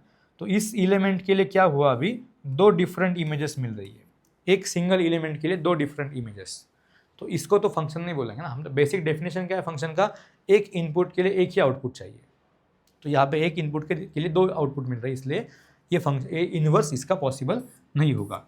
और ऑन टू भी रहेगा, इन टू रहेगा तो इधर एक एलिमेंट रहेगा जिसको इमेज नहीं है, तो उसको फिर जब हम इनवर्स में जाएंगे, मतलब इनटू मतलब क्या होता है कि यहाँ पे एटलीस्ट एक एलिमेंट ऐसा है कोडोमेन में जिसके लिए प्री इमेज नहीं है हमारे पास, लेकिन जब इनवर्स फंक्शन बनाएंगे तो इस एलिमेंट के लिए इमेज नहीं रहेगा, तो फिर से ये फंक्शन नहीं बनेगा, फिर तो इनवर्स फंक्शन डिफाइन नहीं रहेगा, ठीक है ना। तो इनवर्स फंक्शन डिफाइन होने के लिए दो इंपॉर्टेंट कंडीशंस, एक तो वो फंक्शन होना चाहिए 1 1, दूसरी condition is that should be onto, मतलब 1 1 ऑन टू होना चाहिए, ठीक है ना। इंजेक्टिव, इसको इंजेक्टिव एंड सर्जेक्टिव, तो दोनों को मिक्स होगा तो उसको बाइजेक्टिव बोलते हैं, फंक्शन शुड बी बाइजेक्टिव, ठीक है, तभी इनवर्स पॉसिबल है। इनवर्स में हमने देखा कि क्या होता है कि रिवर्स हो जाता है, तो जो फंक्शन का डोमेन है वो इनवर्स का रेंज बनेगा, जो फंक्शन का रेंज है वो इनवर्स का डोमेन बनेगा, ठीक है। ओके, अब नेक्स्ट थर्ड वाला फंक्शन देखना है, इवन एंड ऑड फंक्शन, ठीक है। Okay, even and odd function में क्या होगा, बेसिक कंडीशंस उसकी है, आपको इंटीग्रेशन में भी काम आएगा, बहुत बार प्रॉपर्टी भी रहती है उसकी डेफिनेट इंटीग्रेशन में ना। तो इवन फंक्शन में क्या होगा देखते हैं पहले, एक फंक्शन है एफ ऑफ एक्स, अगर ए इवन फंक्शन है तो क्या होगा, इसमें अगर x को रिप्लेस किया माइनस एक्स से फिर भी सेम फंक्शन मिलेगा, तो इसको बोलेंगे इवन फंक्शन। सिंपल डेफिनेशन, जो भी फंक्शन गिवन है उसमें x को रिप्लेस करो माइनस एक्स से, अगर सेम फंक्शन मिलेगा तो वो होगा even function. For example trigonometry में हम देखते हैं कि cos function F of x equals to cos X, इसमें अगर हमने ऐसा किया कि F of minus X find करो, तो आप इसको लिखेंगे कॉस ऑफ माइनस एक्स, और कॉस को माइनस से कुछ फ़र्क पड़ता नहीं, तो ये फिर से बन जाएगा कॉस एक्स। अब ये कॉस एक्स मतलब क्या है, ये ओरिजिनल फंक्शन बना ना एफ ऑफ एक्स, मतलब F of minus x is F of X, ये वाली कंडीशन। इसका मतलब क्या होगा, ये जो कॉस एक्स फंक्शन है वो कॉस एक्स फंक्शन कौन है, इवन फंक्शन है, ठीक है, ये वाली कंडीशन। ट्रिग्नोमेट्री का एग्जाम्पल लिया, और भी हो सकता है कुछ भी, अगर ऐसा इस टाइप का फंक्शन आप लेंगे F of x equals to X square, तो ये भी क्या होगा, इसका अगर x की जगह पे माइनस एक्स रिप्लेस कर दिया तो फिर से वो माइनस एक्स का स्क्वायर प्लस एक्स स्क्वायर ही बनने वाला है, that is again it is a even function, ठीक है। ओके, देन सेकेंड जो फंक्शन होगा वो ऑड फंक्शन। तो ऑड फंक्शन में क्या रहेगा, ऑड फंक्शन यहाँ पे जो एफ ऑफ एक्स है, अगर इसको हमने रिप्लेस किया एफ ऑफ माइनस एक्स, मतलब x की जगह पे रिप्लेस करना है माइनस एक्स, तो ये फंक्शन क्या देगा output, minus of F of X. ये वाली अगर कंडीशन मिल रही है, मतलब ओरिजिनल फंक्शन तो मिलेगा लेकिन उसका निगेटिव मिलेगा फिर वहाँ पे ऑड फंक्शन में, x को रिप्लेस किया माइनस एक्स से तो फंक्शन क्या मिल रहा है, एफ ऑफ एक्स का निगेटिव मिलेगा, ठीक है ना। तो इस केस वाले फंक्शन को क्या बोलेंगे, ऑड फंक्शन बोलेंगे। एग्जाम्पल के लिए फिर से ट्रिग्नोमेट्रिक एग्जाम्पल लेंगे, F of x equals to मैंने लिया साइन एक्स, ठीक है। तो यहाँ पे अगर F of minus X find करेंगे तो ये बनेगा साइन ऑफ माइनस एक्स, और साइन ऑफ माइनस एक्स होता है आप सबको पता है माइनस साइन एक्स। तो ये क्या, साइन एक्स तो ओरिजिनल फंक्शन है, ठीक है ना, इसका मतलब ये क्या आउटपुट, आंसर क्या आ रहा है, माइनस ऑफ साइन एक्स, मतलब F of x, original F of x, वही अपना एफ ऑफ एक्स है ना साइन एक्स। तो यहाँ पे क्या हुआ, एफ ऑफ माइनस एक्स का आंसर मिला माइनस एफ ऑफ एक्स, ठीक है ना। तो ये कंडीशन क्या है, ऑड फंक्शन की कंडीशन है, इस टाइप के फंक्शन को बोलेंगे ऑड फंक्शन, ठीक है। अब और एक पॉसिबिलिटी, अगर फंक्शन ऐसे लिखा हमने F of x equals to X square minus X, ठीक है, एक फंक्शन लिखा है एक्स स्क्वायर माइनस एक्स। अब इसको चेक करना है कि ऑड है कि इवन है, तो क्या करेंगे हम, F of minus X find करेंगे, तो क्या होगा, माइनस एक्स का स्क्वायर, वो तो एक्स स्क्वायर ही है, और माइनस ऑफ माइनस एक्स, ये बनेगा प्लस एक्स। अब इसमें क्या हुआ है कि ओरिजिनल फंक्शन भी नहीं मिला, ओरिजिनल फंक्शन मिला है क्या? नहीं ना, एक्स स्क्वायर माइनस एक्स चाहिए था, हमें मिल रहा है एक्स स्क्वायर प्लस एक्स। वहाँ से अगर माइनस हमने कॉमन भी ले लिया फिर क्या होगा, minus x square minus x, फिर भी ये अंदर जो ब्रैकेट बन रहा है माइनस के साथ वो भी ओरिजिनल फंक्शन नहीं है। इसका मतलब यहाँ पे प्रॉब्लम क्या हो रहा है कि अगर हमने रिप्लेस किया x को माइनस एक्स से तो हमें ओरिजिनल फंक्शन भी नहीं मिलेगा और उस फंक्शन का निगेटिव भी नहीं मिलेगा। इस टाइप के फंक्शन को हम बोलेंगे it is neither even nor odd. वो इवन भी नहीं है और ऑड भी नहीं है, मतलब हर एक फंक्शन इवन और ऑड होना चाहिए ऐसा कुछ कंपल्सन है नहीं, ठीक है ना। कुछ फंक्शन ऐसे भी होंगे जो इवन भी नहीं है ऑड भी नहीं है, ठीक है। तो ये बेसिक कंसेप्ट थे इनवर्स एंड ये वाले function, even and odd function के, ठीक है। ये सब बेसिक हमने कवर कर लिया, और भी थोड़े छोटे मोटी चीज़ें सिंपल वो आप रिवाइज कर लो। अब हम स्टार्ट करेंगे क्वेश्चंस के साथ, ठीक है। तो पहला क्वेश्चन लिखा है यहाँ पे, जी ऑफ एक्स गिवन है X square plus X minus one and G of F of, यहाँ पे थोड़ा सा एक्स यहाँ पे है ना, यहाँ पे एक्स चाहिए, यहाँ पे एक्स इक्वल्स टू ये वाला फंक्शन है, ठीक है, इस टाइप में ये गिवन है। जी of ji of F of x मतलब कंपोजिट फंक्शन गिवन है, ठीक है। और हमें फाइंड क्या करना है, एफ ऑफ टू की वैल्यू फाइंड करनी है। तो पहले लिख लेते क्या क्या अपने पास है। हमारे पास जी ऑफ एक्स गिवन है, जी ऑफ एक्स गिवन है X square plus X minus one, X square plus X minus one. Then G of F of X given है, कंपोजिट फंक्शन दिया है 4x square minus 10x plus 5, ठीक है। Find करना है F of to, ठीक है। इसको कैसे सॉल्व करेंगे, अभी कंपोजिट फंक्शन हमने अभी थोड़ी देर पहले डिस्कस किया था। जी ऑफ एफ ऑफ एक्स, इसका मतलब क्या होता है कि जो भी जी फंक्शन है उसमें एक्स को रिप्लेस करेंगे एफ ऑफ एक्स से। अभी एफ ऑफ एक्स अपने पास है नहीं है, एफ ऑफ एक्स फंक्शन नहीं है, लेकिन जो जी ऑफ एक्स फंक्शन है इसमें जहाँ पे भी एक्स आएगा वहाँ पे लिखेंगे F of x. F of x function नहीं तो एफ ऑफ एक्स लिख देंगे उसको डायरेक्टली। तो ये क्या बनेगा, हम लिखेंगे यहाँ पे G of F of x equals to, अब क्या करना है, जी फंक्शन में जहाँ पे एक्स आएगा वहाँ पे एफ ऑफ एक्स लिखना है। पहला टर्म एक्स स्क्वायर है तो यहाँ पे बनेगा एफ ऑफ एक्स का स्क्वायर, ठीक है, ये बन रहा है एफ ऑफ एक्स का स्क्वायर प्लस फिर एक्स आया तो एक्स मतलब F of X and then minus one, ठीक है। तो G of F of X हमने तैयार कर दिया यहाँ से, जी फंक्शन में रिप्लेस किया एक्स को एफ ऑफ एक्स से। लेकिन ये जो बनेगा फाइनल वो हमें गिवन है 4x square minus 10x plus 5। तो ये जो भी बनेगा दैट इज़ 4x स्क्वायर, क्योंकि यहाँ पे एफ ऑफ एक्स पता नहीं ना अभी तक, तो एफ ऑफ एक्स की वैल्यू सब्स्टिट्यूट करने के बाद ये बनने वाला है, ये गिवन है हमें क्वेश्चन में 4x square minus 10x plus 5, ठीक, ओके। अब फाइंड क्या करना है, फाइंड करना है F of two. F of two को फाइंड करने के लिए हम क्या करेंगे, यहाँ पे जो एफ ऑफ एक्स है ना अपने पास क्वेश्चन में, एफ ऑफ एक्स यहाँ पे एक्स को रिप्लेस कर देंगे 2 से, यहाँ पे भी एक्स को रिप्लेस कर देंगे 2 से। तो लेफ्ट साइड में किया तो राइट साइड में भी करना पड़ेगा, इसको भी 2 कर दो, यहाँ पे भी 2।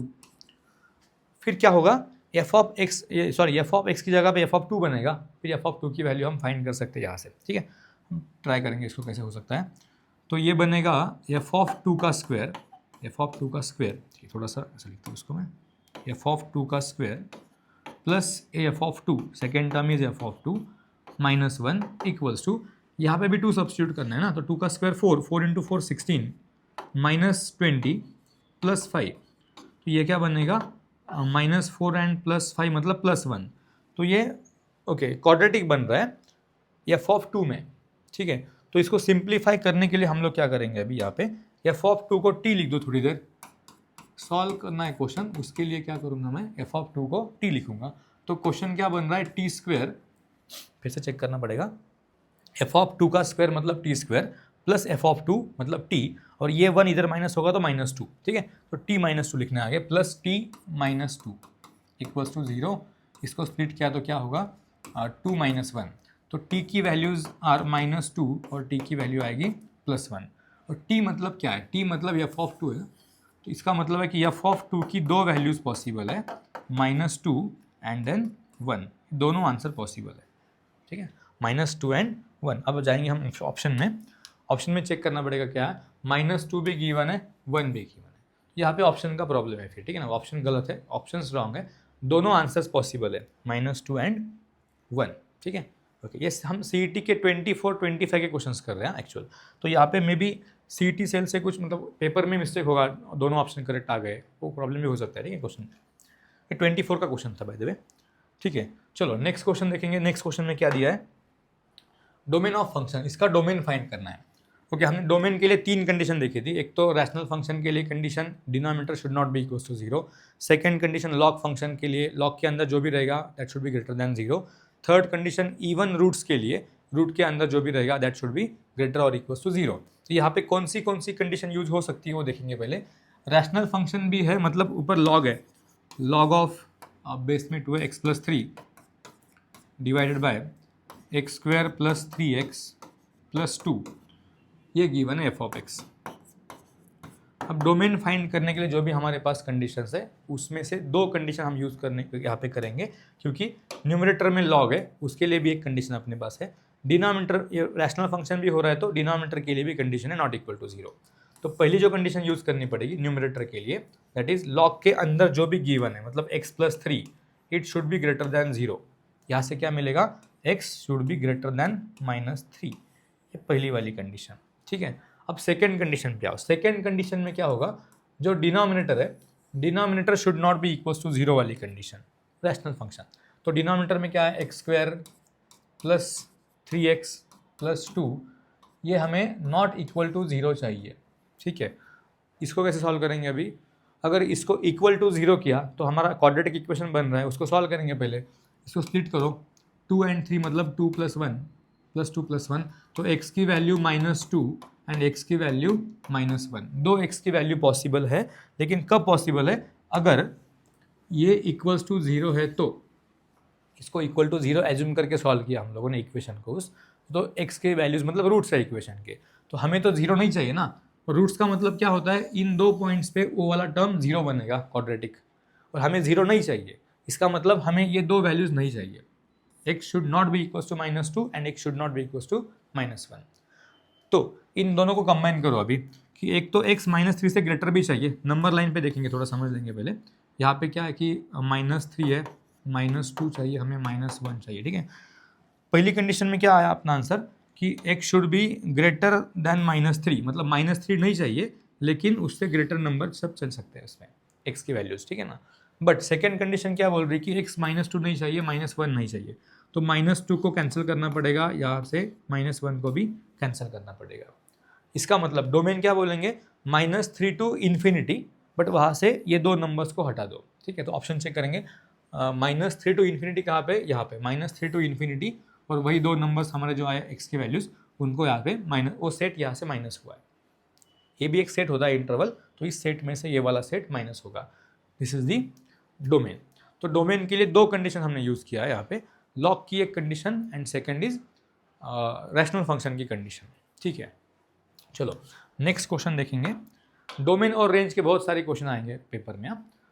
Next is suitable chosen real constant a let function f, ये डोमेन उसका कोडोमेन दिया है, डिफाइन बाय। ओके, हमारे लिए इंपॉर्टेंट क्या क्या है अभी इसमें, एक तो फंक्शन दिया है ये वाला f(x), इसको लिख लेंगे हम, f(x) फंक्शन गिवन है, क्या फंक्शन है, a - x a + x।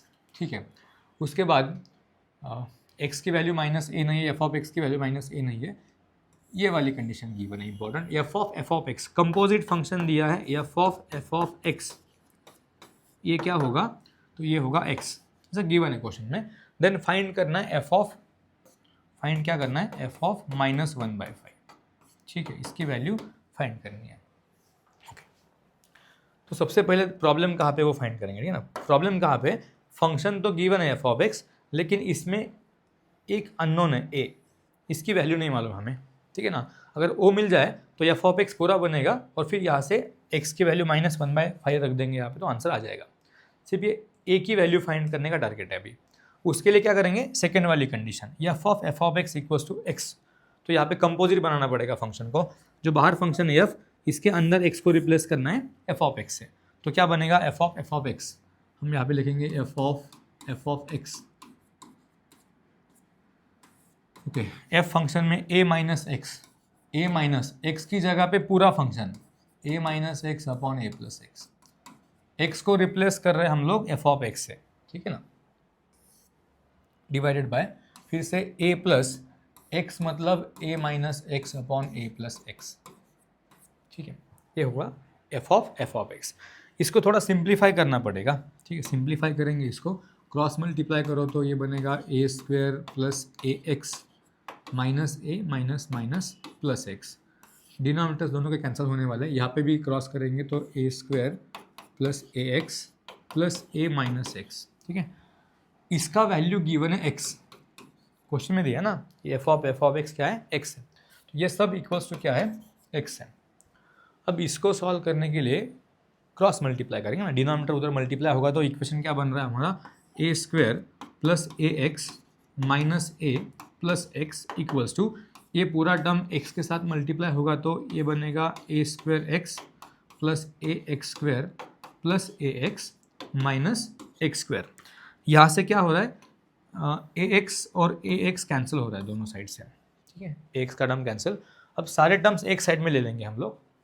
यहाँ पे क्या हो रहा है, एक्स स्क्वायर के दो टर्म्स दिख रहे तो वहाँ से क्वाड्रेटिक बनाएंगे एक्स में। ठीक है ना, तो इन दो टर्म्स में से एक्स स्क्वायर को कॉमन ले लो पहले, तो क्या बचेगा यहाँ पे ए और माइनस वन। तो पहला टर्म बनेगा ए माइनस वन, उसके साथ एक्स स्क्वायर लेफ्ट साइड में, राइट साइड में। तो यहाँ पे एक टर्म बाकी एक्स वाला, इधर कोई एक्स वाला है क्या, ये टर्म है एक्स वाला, ये इधर माइनस हो जाएगा उस साइड में जाके। तो A square X minus X, वहाँ से एक्स कॉमन आएगा, फिर वहाँ पे बनेगा A square minus one. Second term बनेगा ए स्क्वायर माइनस वन और एक्स को ले लिया कॉमन। ठीक है, और क्या बाकी है, ये ए स्क्वायर उधर माइनस होगा ए स्क्वायर, और ये ए वाला टर्म प्लस होगा उस साइड जाके इक्वल्स टू जीरो। इस टाइप में एक्स में क्वाड्रेटिक बन रहा है ये। ओके, यहाँ से और क्या सॉल्व कर सकते हैं इसको हम लोग। ठीक है, यहाँ पे ए माइनस वन एक्स स्क्वायर है, इसको फैक्टराइज किया तो क्या मिलेगा, ए माइनस वन इंटू ए प्लस वन एक्स माइनस ए कॉमन ले लो। यहाँ से माइनस ए कॉमन लिया तो यहाँ पे ए बचेगा पॉजिटिव और माइनस वन रहेगा ये। ऐसा क्यों किया मैंने, क्योंकि यहाँ पे मुझे दिख रहा है कि हर एक टर्म में ए माइनस वन और ए माइनस वन, इस टर्म को हम कॉमन ले सकते हैं, इसलिए इसको ऐसे लिख के लिया है। ठीक है ना, तो अब नेक्स्ट स्टेप क्या होगा कि सारे टर्म से ए माइनस एक्स को कॉमन ले लेंगे हम लोग। ए माइनस वन को कॉमन लिया तो क्या बचेगा, पहला टर्म तो एक्स स्क्वायर था। ठीक है, सेकेंड टर्म में क्या रहेगा अभी, ए प्लस वन एक्स और बाकी क्या बचेगा माइनस ए प्लस वन एक्स और माइनस रहेगा क्या था वो, ए सॉरी। ठीक है, minus a equals to zero. Okay, तो इन दो टर्म्स का प्रोडक्ट ज़ीरो है, पहला वाला ब्रैकेट एंड सेकेंड वाला ब्रैकेट इक्वल्स टू ज़ीरो। तो ए की वैल्यू कहाँ से फाइंड कर सकते हैं, इजीली यहाँ से फाइंड हो सकती है। ए माइनस वन को ज़ीरो करेंगे, यहाँ से ए की वैल्यू मिल रही है वन। ठीक है, ओके, तो यहाँ पे ए की वैल्यू मिल गई हमें चाहिए थी ए की वैल्यू, क्योंकि फंक्शन तो गिवन है एफ ऑफ एक्स, वहाँ पे सिर्फ एक ही अननोन था ए, उसका वैल्यू फाइंड किया हमने। तो एफ ऑफ एक्स क्या बनेगा अभी, ए की वैल्यू जो भी आई अभी क्या है, ए की वैल्यू वन। ठीक है ना, तो ए वन है तो फंक्शन बनेगा one minus x upon one plus x. F of x function बन गया अभी हमारा, एफ ऑफ एक्स फंक्शन क्या होगा, one minus x upon one plus x. एक बार कंफर्म कर दो, one minus x upon one plus x, correct है। अब हमें क्या चाहिए, हमें चाहिए F of minus one upon five, इसको फाइंड करना है। इसका मतलब तो सिंपल है ना अभी, कि जहाँ पे एक्स आएगा वहाँ पे minus one by five replace कर देंगे। तो one minus one by five तो प्लस बनेगा one by five, and then one plus minus one by five तो माइनस वन बाई फाइव। इसका आंसर क्या होगा, सिक्स अपॉन फोर मतलब three upon two. 3/2 should be the our answer. Check करेंगे option में 3/2 कहाँ पे, ओके 1.5 मतलब ही 3/2। हम फ्रैक्शन में आंसर लिया हमने, उन्होंने पॉइंट में दिया 1.5। ठीक है, तो आंसर क्या होगा 1.5 मतलब 3/2। तो इस टाइप में सॉल्व करना है। एक फंक्शन आपको दिया है, इस फंक्शन में एक अननोन है ए, उसकी वैल्यू फाइंड करने के लिए सेकेंड कंडीशन गिवन है, एक composite function equals to x. तो इस कंपोजिट फंक्शन का यूज़ करेंगे, उसको बनाएंगे कंपोजिट फंक्शन को, उसको इक्वल्स टू जो भी गिवन है उससे इक्वेट करेंगे, वहाँ से इक्वेशन बनेंगे, कुछ तो कॉमन वगैरह लेना पड़ेगा, फिर उस अननोन की वैल्यू मिल जाएगी ए की वैल्यू, और फिर फंक्शन अपना रेडी है। अब जो भी पूछा है उसमें फंक्शन में क्या सब्स्टिट्यूट करना है वो हम कर सकते हैं, एंड आंसर इज 3/2। ठीक है, ये मेथड समझ लो। ठीक है, मेथड हमें इंपॉर्टेंट है, क्वेश्चन बदल भी सकता है लेकिन मेथड इंपॉर्टेंट है। Next question, okay F of X given है, देन फॉर अल्फ़ा, ओके, यहाँ पे सेम, मुझे लगता है सेम टाइप का क्वेश्चन है ये। एक फंक्शन गिवन है जिसमें अल्फ़ा अननोन है, अल्फ़ा एक्स गिवन है ऊपर, ठीक है ना, और सेकंड कंडीशन दिया f of x equals to x, similar kind of question, और अल्फ़ा की वैल्यू फाइंड करनी। यहाँ पे एफ ऑफ कुछ पूछा नहीं लास्ट क्वेश्चन जैसा, सिर्फ अल्फ़ा की वैल्यू फाइंड करो बोल रहे, जो अननोन है उस फंक्शन में उसकी वैल्यू फाइंड करना है। सेम टाइप का क्वेश्चन है, सॉल्व करेंगे हम इसको। हम एफ ऑफ एक्स गिवन है alpha x upon x plus one, and F of X given है एक्स, हमें फाइंड करना है अल्फ़ा की वैल्यू, ठीक है। तो सबसे पहले क्या करना पड़ेगा हम लोगों को, हमको फाइंड करना पड़ेगा एफ ऑफ एक्स, फंक्शन बनाना पड़ेगा, मतलब जहाँ पे एक्स आएगा वहाँ पे पूरा एफ ऑफ एक्स रिप्लेस कर देंगे। तो एफ ऑफ एक्स, इसको बना रहे हम लोग अल्फ़ा इंटू एक्स की जगह पे पूरा function alpha x upon x plus one, ठीक है, डिवीजन में फिर से एक्स आ रहा है, मतलब यहाँ पे फिर से alpha x upon x plus one and plus one, ये सब इक्वल्स टू एक्स है, ठीक है ना। इसको सॉल्व करेंगे अभी इधर, तो ऊपर क्या बनेगा अल्फ़ा स्क्वायर एक्स, डिनोमिनेटर तो कैंसिल होने वाला है, सेम होने के बाद यहाँ से मल्टीप्लाई होगा तो alpha x plus denominator multiply कर दो वन के साथ तो एक्स प्लस वन, बाकी दोनों denominator cancel, equals to x. इधर भी क्रॉस डिनोमिनेटर मल्टीप्लाई करो राइट साइड में, तो अल्फ़ा स्क्वायर एक्स क्या बनेगा alpha x square plus x, ठीक है। फिर से एक बार क्वाड्रेटिक बन रहे टर्म्स, तो एक्स स्क्वायर के दो टर्म्स दिख रहे हैं यहाँ पे, वहाँ से कॉमन लेंगे एक्स स्क्वायर, तो क्या बचेगा alpha plus one X square, और ये पहले से एक्स वाला टर्म है, इसको उधर माइनस कर देंगे, ठीक है ना। तो उसमें से एक्स कॉमन आएगा तो वन माइनस अल्फ़ा स्क्वायर बचेगा, उसमें one minus alpha square into x equals to zero. यहाँ पे कोई कांस्टेंट नहीं है, ठीक है ना, कांस्टेंट नहीं है। इसको भी उसी टाइप में सॉल्व करो जो हमने किया था प्रीवियस क्वेश्चन। यहाँ पे एक अल्फ़ा प्लस वन है, इसको अगर फैक्टराइज किया तो ये one minus alpha into one plus alpha बनेगा, A square minus B square का फॉर्मूला। तो यहाँ पे अल्फ़ा प्लस वन का ब्रैकेट कॉमन है, उसको हम कॉमन ले लेंगे अल्फ़ा प्लस वन कॉमन लिया तो यहाँ पे बचेगा पहले टर्म में एक्स स्क्वायर, सेकेंड टर्म में वन माइनस अल्फ़ा के साथ एक्स, और ये सब इक्वल्स टू जीरो, ए वाला ब्रैकेट जीरो या फिर ए वाला ब्रैकेट जीरो। यहाँ से क्या होगा, इसको जीरो करेंगे तो अल्फ़ा की वैल्यू क्या आएगी माइनस वन, और यही आंसर होना चाहिए, ठीक है। चेक करेंगे माइनस वन ऑप्शन है क्या, है option D is minus one, ठीक है। तो ये ऑप्शन अपना आंसर रहेगा, ठीक है। इस टाइप में दो क्वेश्चन, सेम टाइप के question, same kind of question एक ही एग्जाम में आए, एक मतलब ये शिफ्ट अलग अलग हो सकता है लेकिन एक ही ईयर में आए, 2024 के दोनों क्वेश्चन है, ठीक है। अलग अलग शिफ्ट में आए, क्वेश्चन में थोड़ा सा चेंज है लेकिन पैटर्न वही है, ठीक है। तो आपको इस टाइप के क्वेश्चन की प्रैक्टिस करनी पड़ेगी। चलो नेक्स्ट क्वेश्चन देखेंगे, डोमेन ऑफ, फिर से डोमेन का क्वेश्चन है, ठीक है, डोमेन फाइंड करना है। Domain of definition of the function y of x is given by the equation, okay, ये वाला फंक्शन गिवन है, इसका डोमेन फाइंड करना है, ठीक है ना। पहले क्वेश्चन लिख लो, 2x plus 2y equals to 2, इसका डोमेन फाइंड करना है। अब हमें बेसिक कंसेप्ट पे जाना पड़ेगा फिर से। डोमेन मतलब क्या होता है कि उसमें जो इनपुट x हम देने वाले उसकी वैल्यूज़, रेंज मतलब उसके आउटपुट मतलब y की वैल्यूज़, तो हमें फाइंड करना है डोमेन। तो पहले क्या करेंगे, उस y को सेपरेट कर दो। जनरली हम ऐसे लिखते हैं ना, फंक्शन एफ ऑफ एक्स, इसको y लिखेंगे, फिर आगे अपना कुछ तो भी x में फंक्शन रहता है इस टाइप में। तो ऐसा कुछ बनाने का ट्राई करेंगे, पहले y को सेपरेट करने का ट्राई करना है, एक्सप्लिसिट करना है उसको, ठीक है। तो पहले तो x वाला टर्म उधर शिफ्ट कर देंगे, फिर 2y क्या बनेगा 2 माइनस 2x, ठीक है। अब यहाँ पे y को अगर मुझे यहाँ पे लेना है नीचे, तो क्या करना पड़ेगा, दोनों साइड में log लेना पड़ेगा। log लेने के बाद क्या हो सकता है कि वो जो y है पावर वाला वो सामने आ सकता है, लेकिन फिर यहाँ पे log 2 बनेगा ना, उसका क्या करेंगे फिर, इसलिए क्या करेंगे हम log तो लेंगे लेकिन बेस 2 वाला log लेने वाले। यहाँ पे क्या करना है, हमें दोनों साइड में log लेना है, तो ये बनेगा y आएगा सामने और ये बनेगा log 2, पर उस log का बेस 2 यूज़ करना है।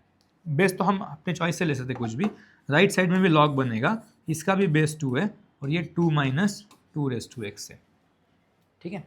अब ये log 2 बेस 2, इसका तो आंसर 1 होता है ना, सबको पता है log की properties, log a2 base a 1 होता है ये। तो अपने पास क्या बन रहा है, y equals to, y separate हो गया अभी, y equals to log of 2 minus 2x to base 2। Find क्या करना है, इस फंक्शन का डोमेन फाइंड करना है। अब हमने इसको स्टैंडर्ड फंक्शन फॉर्म में बना दिया, y इक्वल्स टू कुछ तो x में फंक्शन है, और उसका डोमेन मतलब क्या होता है, जो भी x की पॉसिबल वैल्यूज है वो डोमेन है। लेकिन लॉग फंक्शन यूज हुआ है, तो लॉग फंक्शन के लिए हमने कंडीशन बोली थी डोमेन फाइंड करने के लिए, जो भी लॉग के अंदर रहेगा that should be greater than 0। तो 2 minus 2 raise to x it should be greater than 0, ये नंबर 0 से ग्रेटर होना चाहिए। ठीक है, ये वाली कंडीशन लॉग की कंडीशन। इसको शिफ्ट कर दो वहाँ पे, तो 2 should be greater than 2 raise to x, इसका मतलब 2 रेज टू x स्मॉल होना चाहिए 2 रेज टू 1 से। 2 मतलब क्या है, 2 रेज टू 1 ही है ना, ग्रेटर चाहिए, 2 रेज टू x स्मॉलर चाहिए, तो लेस देन साइड को 2 रेज टू x लिया। अब इनइक्वलिटी में क्या होता है, अगर बेस के नंबर सेम है ना, बेस के नंबर्स अगर सेम है तो पावर में जो है उनके लिए भी सेम रहेगा इनइक्वलिटी। पॉजिटिव नंबर्स के लिए अगर बेस सेम है तो पावर में जो नंबर्स है उनके लिए भी इनइक्वलिटी सेम रहेगा। तो अगर ये वाला नंबर छोटा है तो इसकी पावर भी क्या होनी चाहिए, छोटी होनी चाहिए, that is x should be less than 1। अगर x 1 से लेस चाहिए तो ऑप्शन में चेक करेंगे अभी हम किस ऑप्शन में लेस देन 1 दिया है। लेस देन 1 मतलब माइनस इन्फिनिटी टू 1, तो प्लस 1 को इक्वल नहीं चाहिए, लेकिन ना सिर्फ लेस देन 1 स्ट्रिक्ट इनइक्वलिटी है, इक्वल नहीं है। तो इक्वल का ऑप्शन तो छोड़ दो, ये भी छोड़ दो, ये अपना answer minus infinity two plus 1। हाँ yes, minus infinity two plus 1 ये रहेगा आंसर। ठीक है, तो इस टाइप के क्वेश्चन को ऐसे करना है कि पहले y का टर्म सेपरेट करने का ट्राई करेंगे, y को सेपरेट करेंगे, फिर उसमें x की क्या क्या वैल्यूज पॉसिबल है, इसका मतलब डोमेन, उसका डोमेन। तो उस डोमेन को फाइंड करने के लिए हमने 3 टाइप के फंक्शन स्टडी किए थे, रैशनल फंक्शन के लिए क्या कंडीशन, लॉग के लिए क्या कंडीशन, एंड इवन रूट वाले फंक्शन के लिए क्या कंडीशन। ठीक है, उनका यूज़ करना पड़ेगा। चलो नेक्स्ट क्वेश्चन पे जाएंगे अभी, उसमें क्या दिया है, F of x function given है, जी ऑफ एक्स फंक्शन गिवन है, देन फाइंड करना है जी of F of X. Composite function बनाना है हम लोगों को, हमें बनाना है जी ऑफ एफ ऑफ एक्स, मतलब कंपोजिट होगा, लेकिन अभी 3 फंक्शन का कंपोजिट है। सबसे पहले क्या करना पड़ेगा, सबसे पहले करना पड़ेगा जी ऑफ एफ ऑफ एक्स, इसकी वैल्यू फाइंड करनी पड़ेगी, ये फंक्शन बनाना पड़ेगा पहले, और ये जो भी बनेगा वो फिर हम इसको जी के अंदर सब्स्टिट्यूट कर देंगे। ठीक है, तो स्टेप बाय स्टेप जाएंगे। पहले बनाएंगे g of F of x, मतलब जी फंक्शन में इनपुट क्या देना है, F of x. G function क्या गिवन है, x plus 1 upon x plus 2, तो x की जगह पे क्या रखेंगे, पूरा वाला एफ ऑफ एक्स फंक्शन,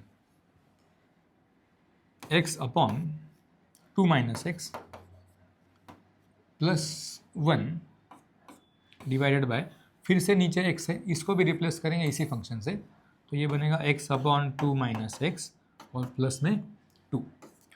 इसको सिंप्लीफाई कर लो।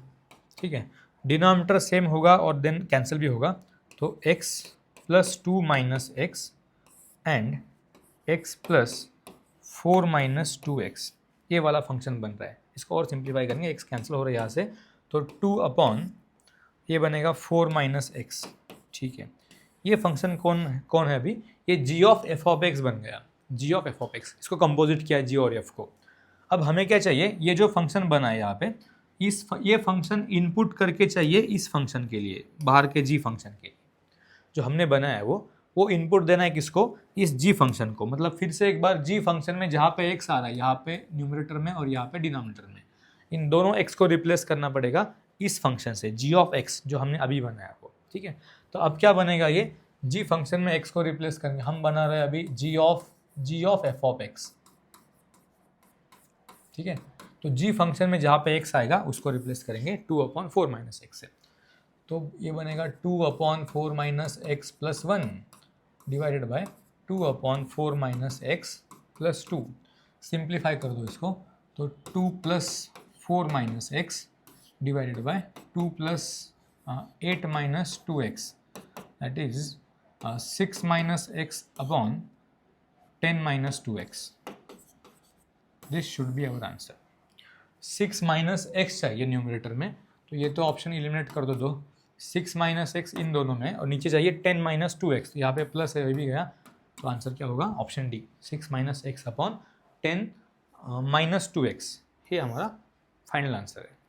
तो ये कंसेप्ट सिंपल है, कंपोजिट करना सिंपल है। ठीक है, सिर्फ आपको कैलकुलेशंस ठीक से करने, वहाँ पे कुछ मिस्टेक नहीं होना चाहिए, सिली मिस्टेक्स को अवॉइड करना पड़ेगा। ठीक है, नेक्स्ट क्वेश्चन, फिर से डोमेन फाइंड करने का क्वेश्चन। डोमेन के लिए अपने पास 3 कंडीशन है।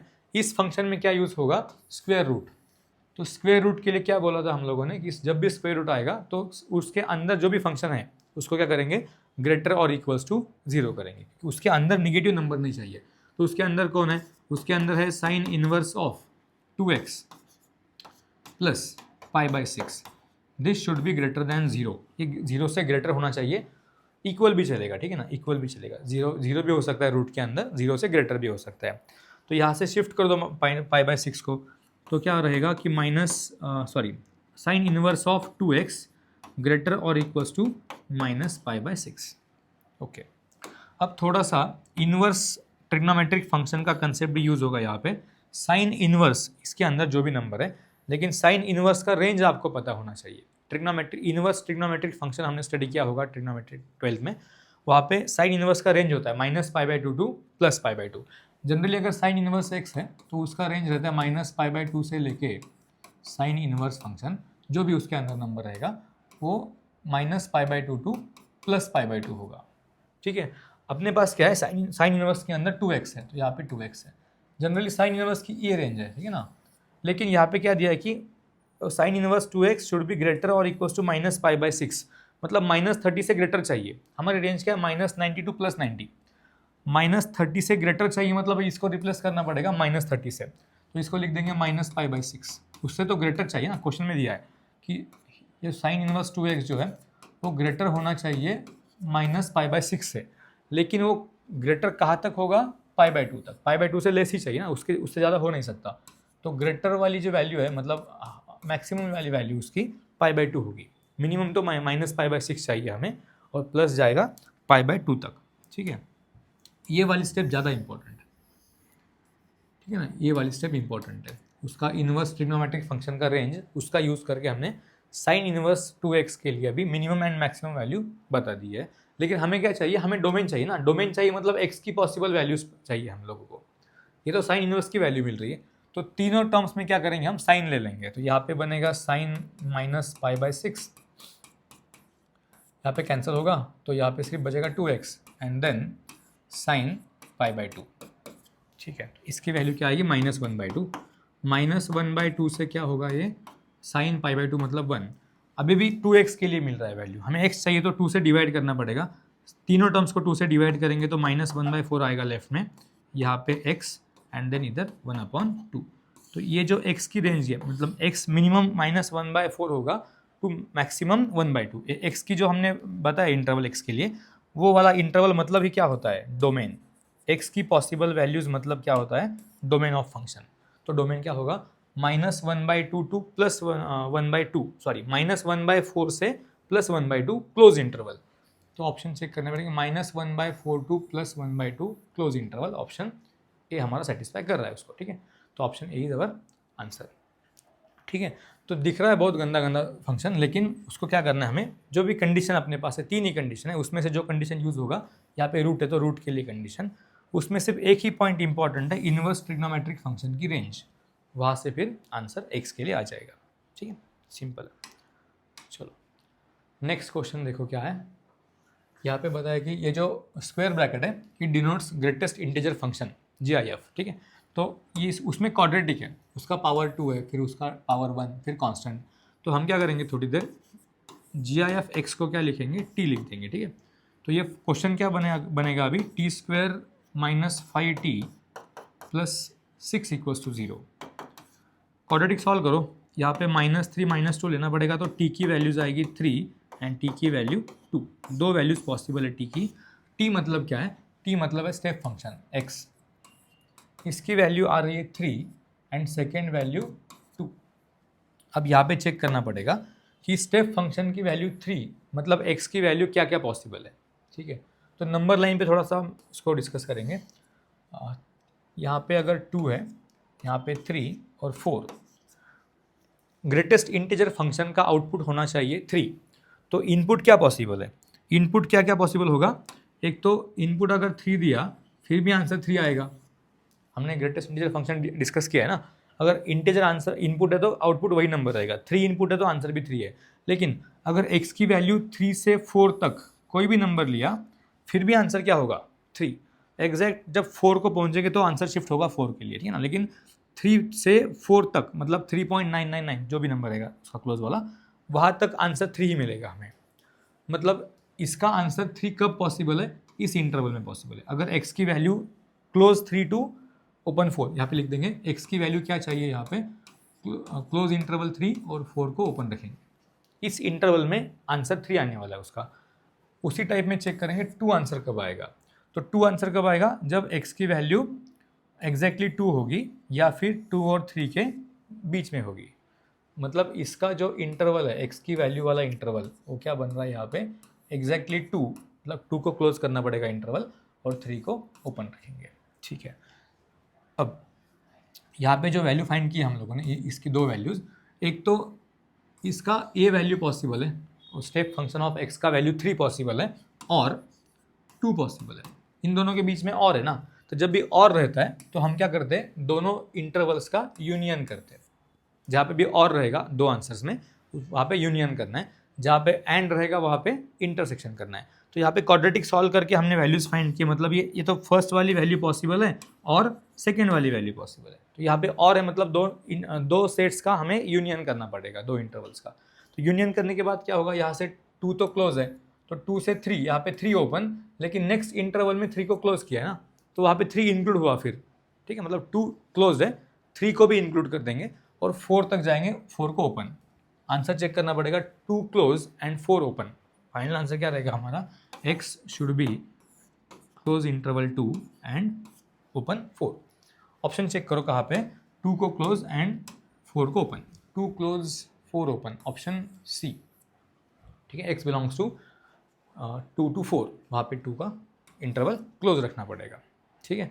तो ये बेसिक कंसेप्ट हमें पता होने चाहिए ग्रेटेस्ट इंटीजर फंक्शंस के।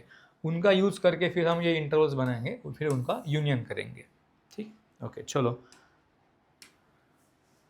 नेक्स्ट वाला question, range of the function पूछा है।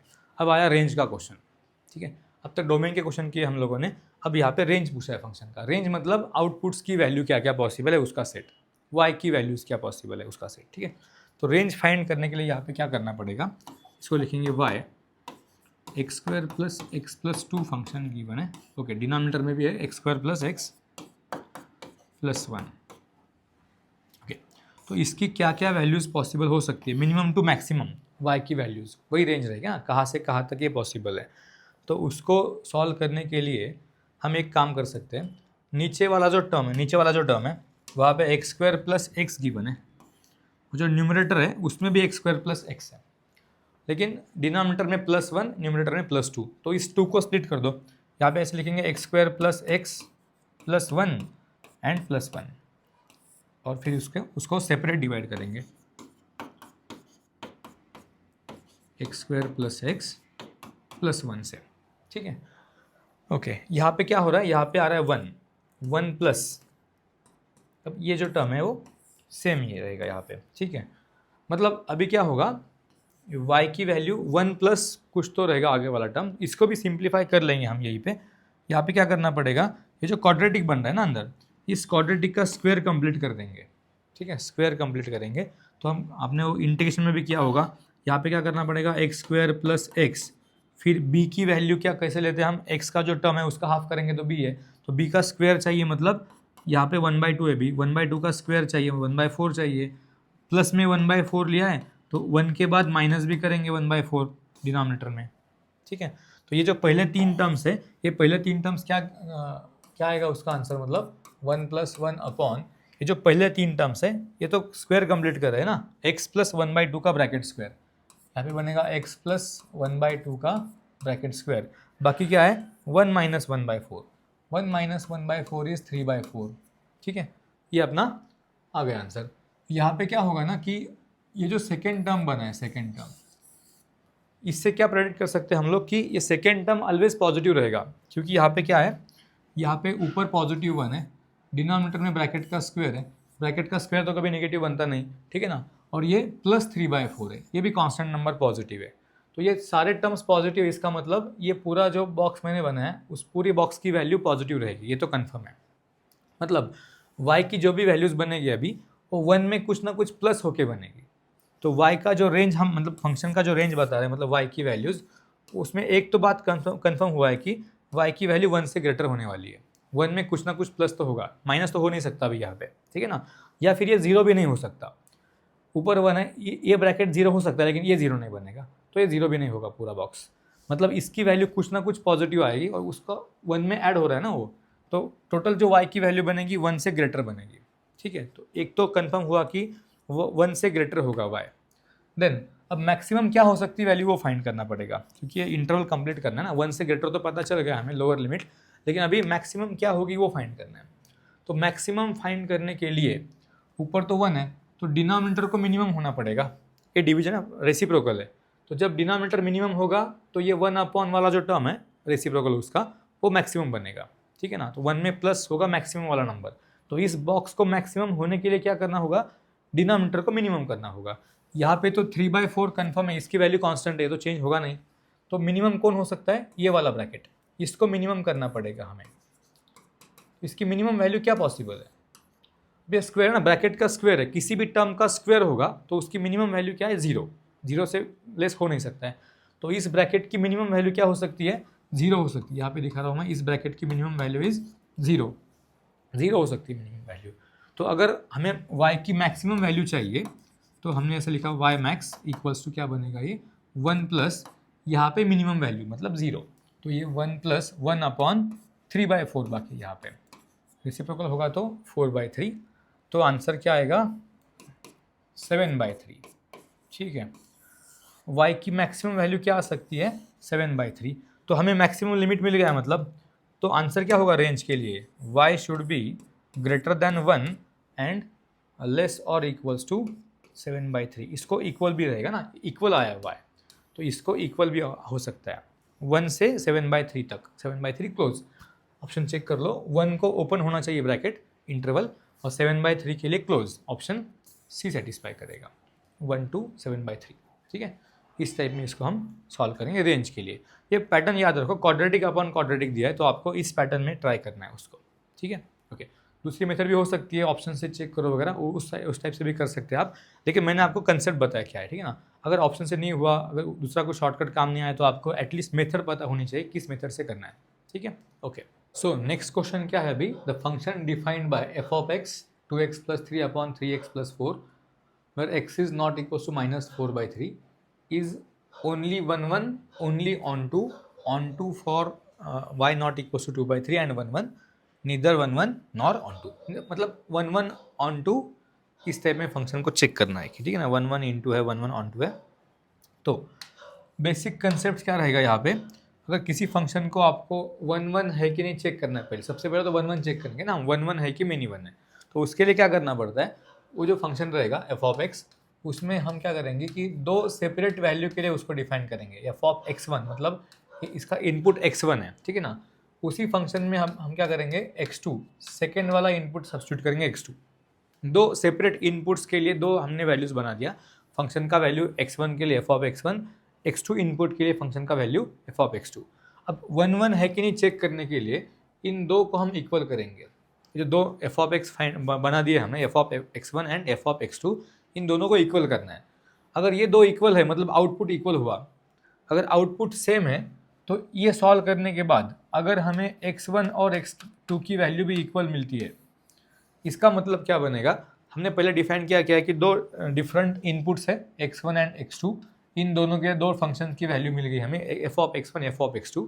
अगर वो दो आउटपुट्स की वैल्यू इक्वल है और इनको सॉल्व करके फिर इनपुट्स भी इक्वल आ रहे हैं, इसका मतलब क्या होगा, थोड़ा सोचेंगे पहले। यहाँ पे x1 है, यहाँ पे x2 है, ठीक है ना। तो हमने बोला कि दोनों के लिए फंक्शन की वैल्यू सेम है, एफ ऑफ एक्स इक्वल किया ना, F of x1 F of x2, इनको इक्वल कर दिया, मतलब एक ही वैल्यू है। इस आउटपुट के लिए, इस इनपुट के लिए ये वाला पॉइंट आउटपुट है, इस इनपुट के लिए भी वही नंबर आउटपुट है, वही वैल्यू आउटपुट है, ठीक है ना। अगर ये दो इक्वल है फिर इसको सॉल्व करके अगर ये वाली कंडीशन मिली, इसका मतलब क्या होगा, ये जो x1 x2 हम बोल रहे हैं कि दो डिफरेंट इनपुट्स के लिए सेम आउटपुट है, ऐसा बोला ना हमने। लेकिन आगे जाके प्रूव क्या होगा कि वो जो दो डिफरेंट इनपुट्स हम बोल रहे थे वो दो अलग डिफरेंट है ही नहीं, ठीक है ना, वो दोनों भी सेम है, वो भी इक्वल है। इसका मतलब दो डिफरेंट इनपुट्स के लिए एक आउटपुट, ऐसी कंडीशन बाकी रही नहीं यहाँ पे। यहाँ पे क्या होगा, दोनों इनपुट्स भी इक्वल है, आउटपुट भी इक्वल है, मतलब 1-1 फंक्शन बनेगा। अगर ये वाले इक्वल नहीं आए, x1 और x2 इक्वल नहीं हुआ, तो फिर इसका मतलब होगा कि दो डिफरेंट इनपुट्स है, x1 x2 डिफरेंट नंबर्स है, और फिर दो डिफरेंट नंबर के लिए एक सिंगल आउटपुट आ रहा है, तो ये मेनी वन बनेगा। फिर मतलब 1-1 मेनी वन चेक करने के लिए हमें क्या करना है, उस फंक्शन को f of x1 f of x2 लिखना है। उस फंक्शन में x1 और x2 दो अलग अलग डिफरेंट टाइप के लिखेंगे, मतलब ये सेम फंक्शन यहाँ पे x की जगह पे x1 सब्स्टिट्यूट करेंगे, बाद में x2 सब्स्टिट्यूट करेंगे। उन दोनों को इक्वल करके सॉल्व करना है इक्वेशन को हमें। इक्वेशन को सॉल्व करने के बाद अगर ये वाली कंडीशन मिल रही है x1 इक्वल्स टू x2, तो उसका मतलब फंक्शन 1-1 है। अगर ये इक्वल नहीं हुआ तो फंक्शन मेनी वन है। ठीक है, ये वाला कंसेप्ट यूज़ करेंगे अभी। तो इसको सॉल्व करने के लिए f ऑफ x1 और f ऑफ x2 लिख लो। f ऑफ x1 क्या बनेगा, जो फंक्शन गिवन है उसमें x को रिप्लेस करना है x1 से, 2x1 plus 3 divided by 3x1 plus 4 equals to, अब f ऑफ x2 में क्या करेंगे, उसी x को रिप्लेस करेंगे x2 से, 2x2 plus 3 and then 3x2 plus 4। ठीक है, ये वाले नंबर्स हमने x की जगह पे रिप्लेस कर दिए। अब इसको सॉल्व करना है तो क्रॉस मल्टीप्लाई कर दो, इनका क्रॉस मल्टीप्लिकेशन, तो 2x1 इंटू 3x2, ये बनेगा 6x1 x2 plus 8x1 plus 9x2 and 12 equals to, right side में क्या होगा, 6x1 x2 plus 9x1 plus 8x2 plus 12। यहाँ पे क्या क्या कैंसिल हो रहा है, यहाँ पे कैंसिल हो रहा है 6x1 x2 and then plus 12। ठीक है, राइट साइड से लेफ्ट साइड में जाएगा तो माइनस होके कैंसिल होगा। अब बाकी क्या है, 8x1 प्लस 9x2, यहाँ पे 9x1 प्लस 8x2। ठीक है, यहाँ पे लिख लेता हूँ मैं, 8x1 प्लस 9x2 बाकी है लेफ्ट साइड में, राइट साइड में 9x1 प्लस 8x2 बाकी है। ठीक है, तो क्या करेंगे, x1 वाले एक साइड में, x2 वाले एक साइड में, तो 8x2 माइनस होगा तो x2 रहेगा, ये 8x1 उधर माइनस होगा तो x1 रहेगा। तो हमें क्या मिला है फिर, x1 और x2 इक्वल है। मतलब अगर दो आउटपुट इक्वल है तो उनके लिए जो इनपुट्स है x1 x2 वो भी इक्वल है। मतलब दो डिफरेंट इनपुट्स के लिए सेम आउटपुट है ही नहीं वहाँ पे, दोनों इनपुट्स भी इक्वल ही है। इसका मतलब क्या हुआ, फंक्शन इज 1-1। ये तो कंफर्म है कि फंक्शन क्या है अपना, 1-1 फंक्शन कंफर्म हुआ, फंक्शन इज 1-1। ये तो आंसर मिल गया। लेकिन ऑप्शन में देखो क्या है, अभी ओनली 1-1 का एक ऑप्शन है, ओनली ऑन-टू का ऑप्शन है, ये तो ऑप्शन कैंसिल हुआ। फिर चलो ऑप्शन एलिमिनेट कर देंगे, नीदर 1-1 नॉर ऑन-टू, ये वाला ऑप्शन भी कैंसिल हुआ है। ठीक है ना, तो दो ऑप्शन में चेक करना पड़ेगा, ए और सी। अब 1-1 यहाँ पे भी दिया है, 1-1 यहाँ पे भी दिया है, सिर्फ हमें चेक क्या करना है कि ऑन-टू है क्या, इसके वैल्यू के लिए ऑन-टू है क्या। अगर y की वैल्यू नॉट इक्वल टू 2/3 दिया है तो ऑन-टू होना चाहिए। ठीक है ना, ठीक है, ऑन-टू चेक करना है, मतलब क्या करना है, ऑन-टू मतलब क्या, हर एक y के लिए इन x होना चाहिए। हमने इनटू ऑन-टू फंक्शन स्टडी किया था। ऑन-टू मतलब क्या होता है कि इधर जो भी नंबर्स है y वाले, इस हर एक नंबर के लिए क्या चाहिए, प्री इमेज चाहिए, इधर कोई छूटना नहीं चाहिए। ठीक है ना, हर एक एलिमेंट के लिए प्री इमेज होना चाहिए, मतलब हर एक y के लिए x होना चाहिए। अगर एक भी y की ऐसी वैल्यू मिली जिसके लिए x नहीं मिल रहा उस सेट में, तो फिर वो इनटू होगा, ऑन टू नहीं रहेगा। ठीक है, तो अब हमें ये चेक करना है कि हर एक y के लिए x मिल रहा है क्या। उसको चेक करने के लिए क्या करना पड़ेगा, उसको चेक करने के लिए हमें फंक्शन क्या गिवन, एक बार फंक्शन लिख लेते हैं हम लोग। फंक्शन है हमारे पास y equals to 2x plus 3 upon 3x plus 4, y equals to 2x plus 3 upon 3x plus 4। अभी यहाँ पे क्या करेंगे, क्रॉस मल्टीप्लाई करके x में फंक्शन को, x का फंक्शन यहाँ पे देखो क्या है, यहाँ पे y फंक्शन है इन टर्म्स ऑफ x, हमें अभी इसको सिंप्लीफाई करके x फंक्शन को बनाना इन टर्म्स ऑफ y। तो क्रॉस मल्टीप्लाई कर दो पहले, क्रॉस मल्टीप्लाई करने के बाद क्या बनेगा, ये बनेगा 3xy plus 4y equals to 2x plus 3।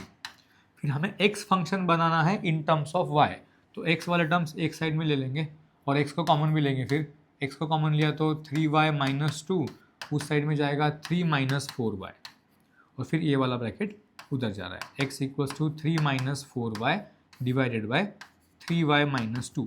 अब हमने x फंक्शन बना दिया in terms of y। Onto चेक करने के लिए क्या करना पड़ेगा, हमें जो y फंक्शन दिया है इन टर्म्स ऑफ x, इसको चेंज करके x बनाना पड़ेगा इन टर्म्स ऑफ y। अब यहाँ पे देखेंगे कि हर एक y की वैल्यू के लिए हमें x मिल सकता है क्या, ठीक है ना। यहाँ पे अगर रैशनल फंक्शन आया, इसका मतलब ये जीरो नहीं होना चाहिए, लेकिन ये जीरो कब होगा, जब y की वैल्यू 2/3 होगी, ठीक है ना। 2/3 अगर हुआ y, तो उस y के लिए ये पूरा टर्म जीरो होगा डिनोमिनेटर, और अगर ये जीरो हुआ तो ये पूरा टर्म बनेगा नॉट डिफाइन, मतलब उसके लिए x की वैल्यू नहीं मिलेगी। मुझे एक ऐसी y की वैल्यू मिली है जिसके लिए x पॉसिबल नहीं है, समझ में आ रहा है, क्योंकि उस y की वैल्यू के लिए ये डिनोमिनेटर जीरो बनेगा। अगर ये जीरो बन रहा है तो पूरा फंक्शन इज नॉट डिफाइंड, मतलब इसका मतलब x की वैल्यू नहीं मिलेगी उस y के लिए। एक भी ऐसा y मिला जिसके लिए x पॉसिबल नहीं है, इसका मतलब फंक्शन क्या हुआ, इनटू हुआ। तो ये फंक्शन ऑन टू नहीं है, ये फंक्शन क्या है, यहाँ पे और एक बात कंफर्म हो रही है कि यहाँ पे फंक्शन इनटू है। 1 तो था ही, अब क्या मिल रहा है, इनटू भी मिल रहा है, ठीक है ना। अब ऑप्शन चेक करो, 2/3 एक नंबर मिल रहा है जिसके लिए x नहीं मिलेगा, तो उन्होंने ऑप्शन में क्या पूछा था कि अगर y की वैल्यू 2/3 को इक्वल नहीं है तो ये ऑन टू है। तो ठीक है, अब ये ठीक है, हमारा आंसर क्या है कि ये फंक्शन इनटू है, लेकिन इनटू क्यों है, क्योंकि 2/3 के लिए x पॉसिबल नहीं है। अगर y की वैल्यू 2/3 है तो उसके लिए x की वैल्यू पॉसिबल नहीं। अगर इसको छोड़ दिया, इस नंबर को अगर छोड़ दिया, तब बाकी सारी वैल्यूज़ के लिए x की वैल्यू पॉसिबल है। कुछ भी ले लो यहाँ पे फिर y की वैल्यू, तो कुछ ना कुछ तो x आएगा, ये रियल नंबर, ठीक है ना। इसका मतलब ये फंक्शन इनटू है, लेकिन अगर ये 2/3 y की वैल्यू पॉसिबल है तब ये इनटू है, अगर ये नहीं रहेगा तो अनटू हो जाएगा, ठीक है ना। तो मतलब क्या कि ऑप्शन सी में जो दिया है कि ये फंक्शन 1 तो है कंपलसरी, है तो अपने पास ऑलरेडी फाइंड किया हमने। अब ये फंक्शन ऑन टू है बोल रहे हैं, कब ऑन टू है, जब y की वैल्यू नॉट इक्वल टू 2/3 है, तो ये कंडीशन पॉसिबल है, क्योंकि 2/3 के लिए हमारे पास x नहीं है, इसलिए हम इसको इनटू बोल रहे थे। अगर y की वैल्यू इसको इक्वल नहीं रहेगी तो ये ऑन टू रहेगा, उसमें कुछ प्रॉब्लम नहीं। तो फिर आंसर क्या होगा, ऑप्शन सी होगा, ठीक है। तो आपको ये मेथड्स याद रखने पड़ेंगे कि 1 फंक्शन चेक करने के लिए ये मेथड है। उसी फंक्शन को दो अलग अलग इनपुट्स के लिए लिख दो, उस इक्वेशन को इक्वल करो इन दोनों को, उसको सॉल्व करके अगर दोनों इनपुट्स भी इक्वल आए तो फंक्शन क्या होगा, 1 होगा। अगर इक्वल नहीं आएंगे तो फिर मेनी 1 होगा। ऑन टू है के लिए चेक करने के लिए क्या करेंगे, हम जो फंक्शन दिया हमें y का, उसको x के टर्म्स में लिखेंगे, और फिर यहाँ से ढूंढेंगे कि ऐसा कुछ इस टाइप की कुछ y की वैल्यू मिलती है क्या जिसके लिए x पॉसिबल नहीं है, मतलब ये कुछ नॉट डिफाइन वगैरह होता है क्या जिसके लिए x पॉसिबल नहीं है, तो ये इनटू ऑन टू कन्फर्म होगा, ठीक है। चलो नेक्स्ट क्वेश्चन में क्या है, एक f(x) फंक्शन दिया है, ये वाला फंक्शन, और इसमें क्या बोला इन्होंने कि 2 and 3 are the roots of equation f(x) equals to 0। ये जो फंक्शन दिया है f(x), इसको अगर इक्वल टू 0 किया तो इक्वेशन बनेगा ना। इस इक्वेशन के ये दो रूट्स हैं, ये वाला इक्वेशन लिख लेता हूँ पहले मैं। f(x) की वैल्यू हमें गिवन है ऑलरेडी, तो ये 2x³ okay plus mx² minus 13x plus n, इस टाइप का फंक्शन गिवन है, इसको इक्वल टू 0 करेंगे तो इस इक्वेशन के दो रूट्स गिवन है 2 and 3। तो अगर x इक्वल्स टू 2 गिवन है, मतलब ये रूट्स मतलब क्या, x की वैल्यू होती है ना, x की वैल्यूज है 2, इक्वल टू 0 किया फंक्शन को तो x की वैल्यूज है 2। तो अगर x की वैल्यू 2 है तो यहाँ पे सब्स्टिट्यूट कर देंगे, फिर 2 का क्यूब इंटू 2 16 प्लस mx का स्क्वायर है ये, तो 2 का स्क्वायर 4, तो 4m minus 26 plus n equals to 0। यहाँ से इक्वेशन बन रहा है हमारे पास 4m plus n, 16 minus 26 minus 10, उसको शिफ्ट कर देंगे उधर, इक्वेशन नंबर 1 दे देंगे इसको, ठीक है ना। तो हमने क्या किया, पहला रूट सब्स्टिट्यूट कर दिया, रूट मतलब वो x की वैल्यू है, ठीक, उस इक्वेशन में। तो इक्वेशन नंबर 1 हमें मिल चुका है, ठीक है। अब क्या करेंगे, सेकेंड वाला जो रूट है, मतलब x की वैल्यू सेकेंड क्या गिवन है 3, तो 3 को सब्स्टिट्यूट करेंगे उस इक्वेशन में, ठीक। तो 3 का cube is 27 into 2 is 54 plus 3 का square 9m minus 13 into 3 39 and plus n equals to 0।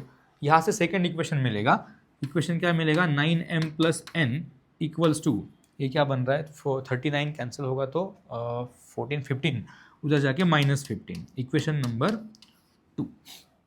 दो इक्वेशन है, दो वेरिएबल, लीनियर इक्वेशन सॉल्व कर देंगे हम, n को कैंसिल करेंगे, ठीक है, दोनों इक्वेशन को माइनस कर दो, फिर यहाँ से इक्वेशन 1 - 2 कर दो तो n तो कैंसिल होने वाले, तो 4m - 9m इज -5m और -5m equals to 10 minus minus plus 15 तो 25। इसका मतलब m की वैल्यू मेरे पास है -5। अगर m -5 है तो कहाँ पे सब्स्टिट्यूट करेंगे, यहाँ पे सब्स्टिट्यूट करेंगे, ठीक है। m की वैल्यू -5 मतलब ये -20 इधर आके +20 बनेगा तो n की वैल्यू आएगी 30, ठीक है, यानी 30।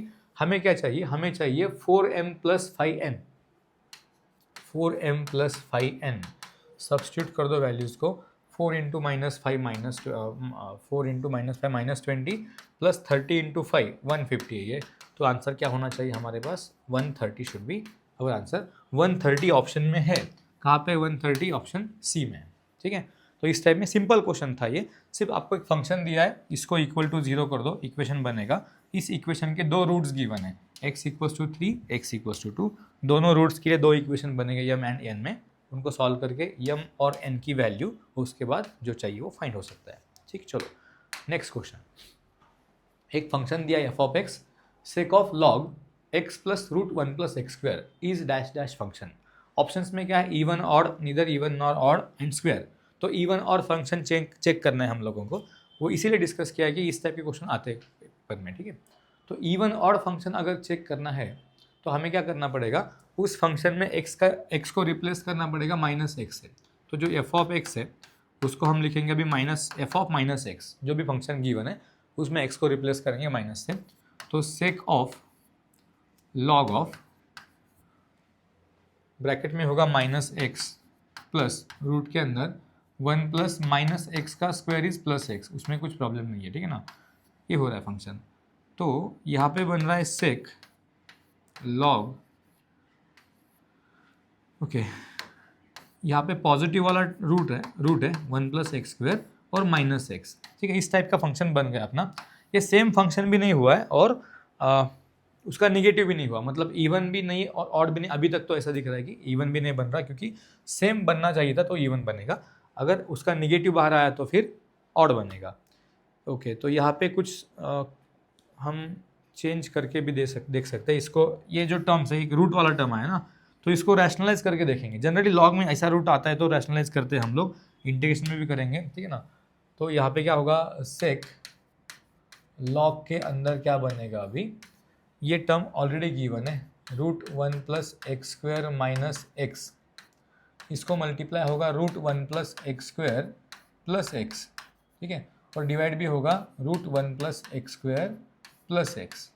रैशनलाइज कर रहे हैं हम लोग, तो न्यूमरेटर में क्या बनेगा, इन दोनों का प्रोडक्ट है तो a + b × a - b, तो वहाँ पे बन रहा है सेक लॉग, उसके अंदर a + b × a - b, a² - b² मतलब 1 + x² - x², और डिवीजन में √1 + x² + x, ठीक है, ओके। अब यहाँ से क्या होगा, यहाँ से होगा x² कैंसिल और हमारे पास बाकी है सेक लॉग के अंदर 1/√1 + x² + x, ये वाला फंक्शन बचा है, ठीक है। अब लॉग की और एक प्रॉपर्टी का यूज़ होगा यहाँ पे, अगर लॉग के अंदर हम रेसिप्रोकल करेंगे तो माइनस साइन बाहर लेना पड़ेगा, तो ये क्या हो सकता है फिर, सेक ऑफ, यहाँ पे माइनस साइन बाहर आएगा, लॉग अंदर हम रेसिप्रोकल कर देंगे √1 + x² + x, ठीक है। अब देखो ये फंक्शन ऑड की इवन बोलना है ना हमें, अब ये सेक के अंदर निगेटिव साइन है, लेकिन कॉस और सेक इन दोनों को माइनस से फर्क नहीं पड़ता, इसका मतलब ये माइनस जो है वो कैंसिल हो गया ऑटोमेटिकली, क्योंकि सेक के अंदर माइनस हो तो हम उसको प्लस लिख देते हैं। डायरेक्टली आंसर क्या आएगा, सेक आएगा, माइनस साइन गायब हो जाएगा यहाँ से, लॉग, क्योंकि सेक ऑलरेडी एक इवन फंक्शन ही है 1 + x² एंड +x। तो यहाँ पे क्या मिल रहा है, यहाँ पे फिर से ओरिजिनल फंक्शन तैयार हुआ, sake of log x + √1 + x², फिर से ओरिजिनल फंक्शन। थोड़ा सा मैनिपुलेशन हमें करना पड़ा यहाँ पे क्या किया है हम लोगों ने, हमने यहाँ पे रैशनलाइज किया, ये वाला स्टेप इंपॉर्टेंट है, क्योंकि यहाँ से तो ऐसा दिख रहा था कि ये इवन भी नहीं है ऑड भी नहीं है, सेम फंक्शन भी नहीं आया और उसका नेगेटिव भी नहीं आया, ठीक है ना। तो हमने क्या किया, उसको लॉग के अंदर रैशनलाइज, रूट वाला एक टर्म आया तो फिर उसको रैशनलाइज करके देखा हमने, तो रैशनलाइज करने के बाद फिर ये क्या मिल रहा है, सेम फंक्शन मिल रहा है, मतलब ये होगा इवन फंक्शन, ठीक है। तो इस टाइप से थोड़ा सा उसको चेंज भी करना पड़ेगा कभी कभी।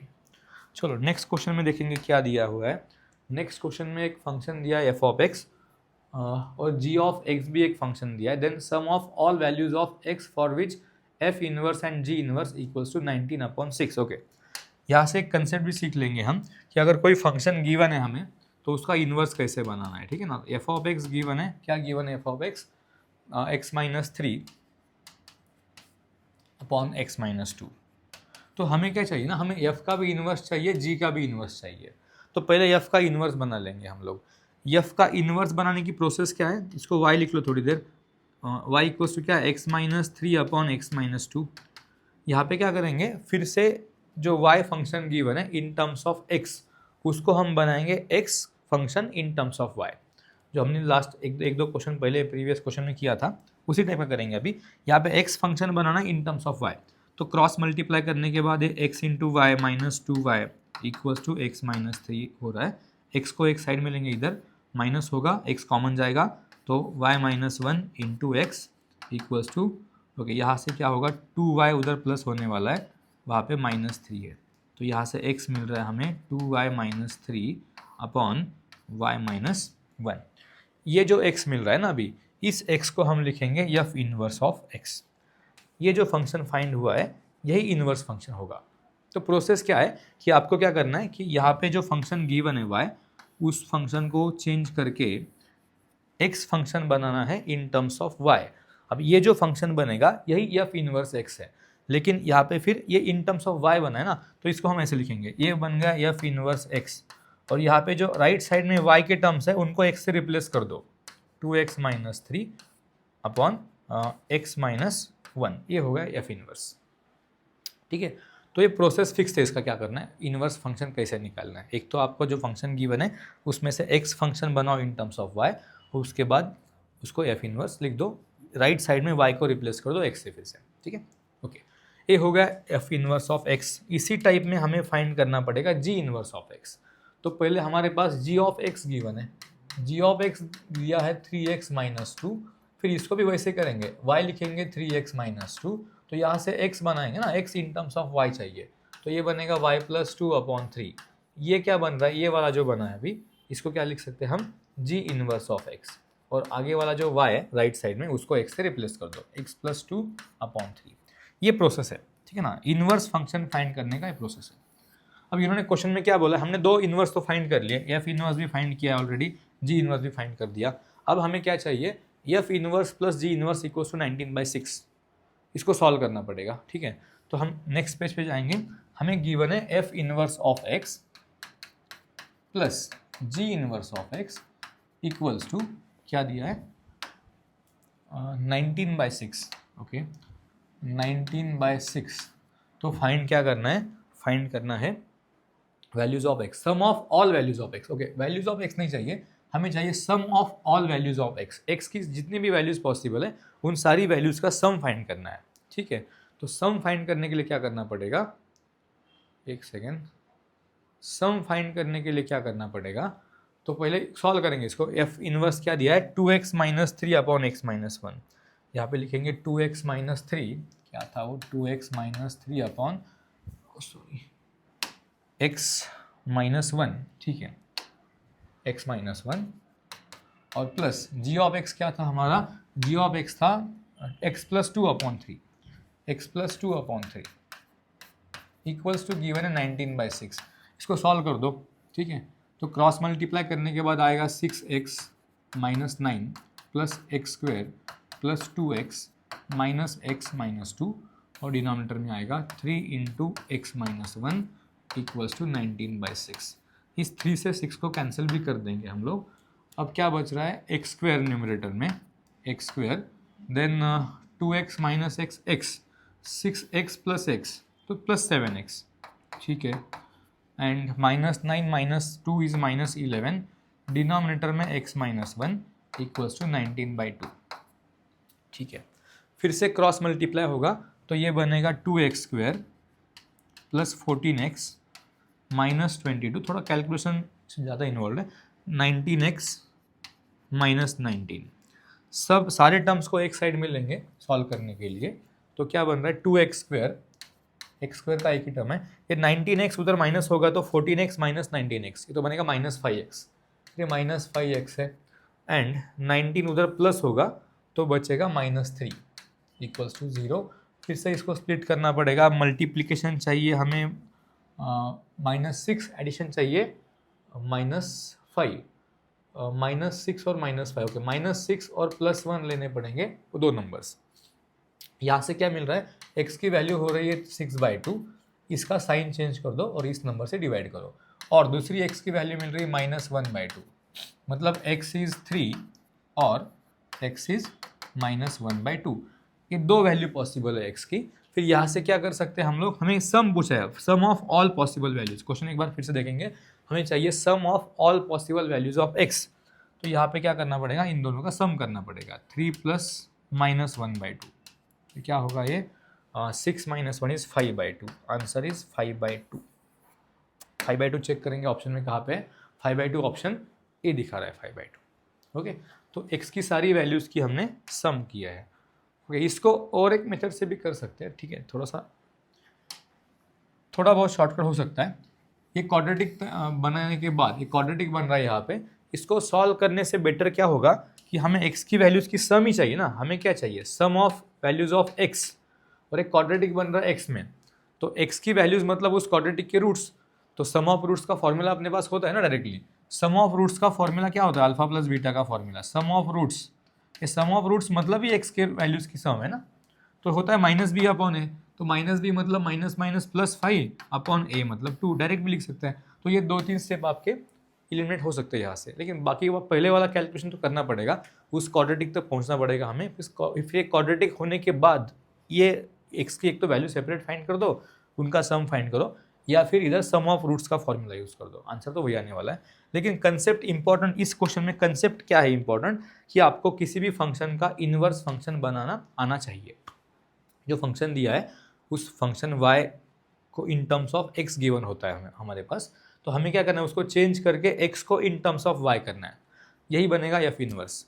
जी में वही किया हमने, y गिवन है उसको चेंज करके x बना दिया, तो ये बनेगा g इनवर्स। सिर्फ आगे राइट साइड में y को रिप्लेस कर दो x से, ठीक है ना। तो ये मेथड है इनवर्स फंक्शन फाइंड करने का।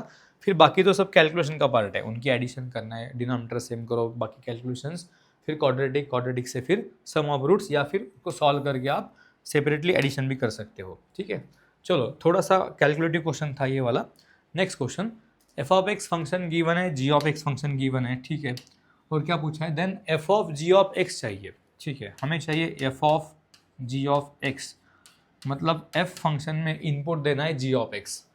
तो यह फंक्शन क्या गिवन है, लॉग के अंदर 1 + x, तो x मतलब क्या होगा अभी, पूरा G of X, 3x + x³ divided by 1 + 3x², 1 + 3x², ठीक है, ओके। और डिवीजन में भी है डिवाइडेड बाय 1 - ये पूरा ब्रैकेट बनेगा, ये 1 - फिर से वही टर्म होगा 3x + x³ अपॉन 1 + 3x², ठीक है, ओके। इसको सिंप्लीफाई करना पड़ेगा हम लोगों को, तो सिंप्लीफाई करेंगे, लॉग के अंदर क्या है, लॉग के अंदर डिनोमिनेटर सेम करो, तो 1 + 3x² + 3x + x³, ओके।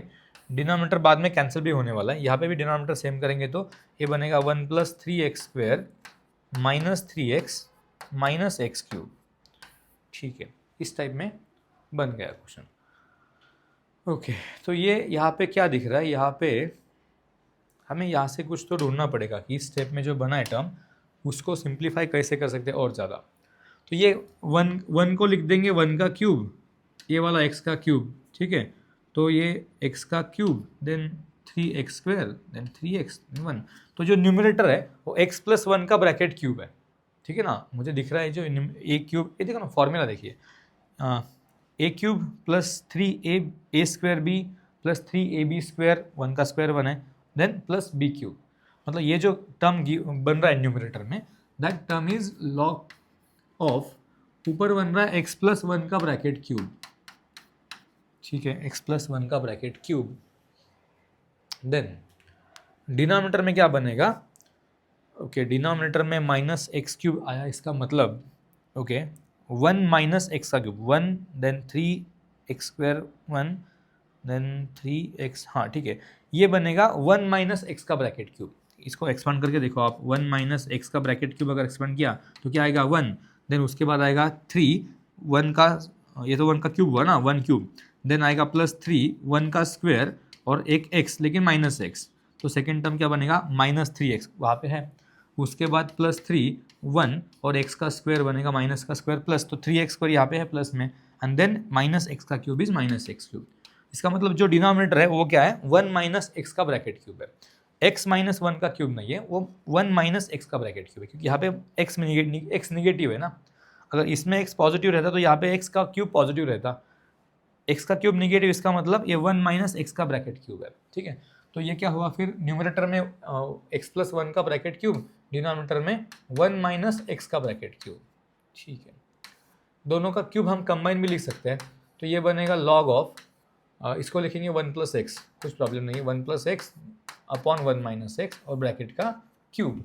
अब लॉग की प्रॉपर्टी यूज करो, खत्म, क्वेश्चन खत्म हुआ अभी ये 3 क्या होगा, सिर्फ सामने मल्टीप्लिकेशन में आएगा, तो 3 इंटू लॉग ऑफ, ये जो भी बन रहा है ना लॉग, ये हमारा एफ ऑफ एक्स ही है, जो लॉग का टर्म बना है ये वाला टर्म मतलब क्या है F of x, log of 1 + x upon 1 minus x, तो ये 3 लेकिन उसको मल्टीप्लाई होने वाला है, तो आंसर आएगा 3 times f of x, answer is 3 times f of x, option b, ठीक है। तो आपको थोड़े बहुत कैलकुलेशंस करने पड़ेंगे, यहाँ पे थोड़ा सा कैलकुलेशन करना पड़ेगा, एंड देन यहाँ पे क्यूब के एक्सपांशंस आपको डिटेक्ट करना है, यहाँ पे क्यूब के एक्सपांशंस है ये आपको फाइंड आउट करना है, ठीक है ना। उसके बाद वो बनेगा 3 into F of x. Question simple है, थोड़ा सा आपको अप्रोच सीखना है, आपको कुछ कुछ कैलकुलेशंस ठीक से करने हैं, सिली मिस्टेक्स नहीं होने देना है, और उसके बाद ये फॉर्मूला आपको सब पता होनी चाहिए, ठीक है।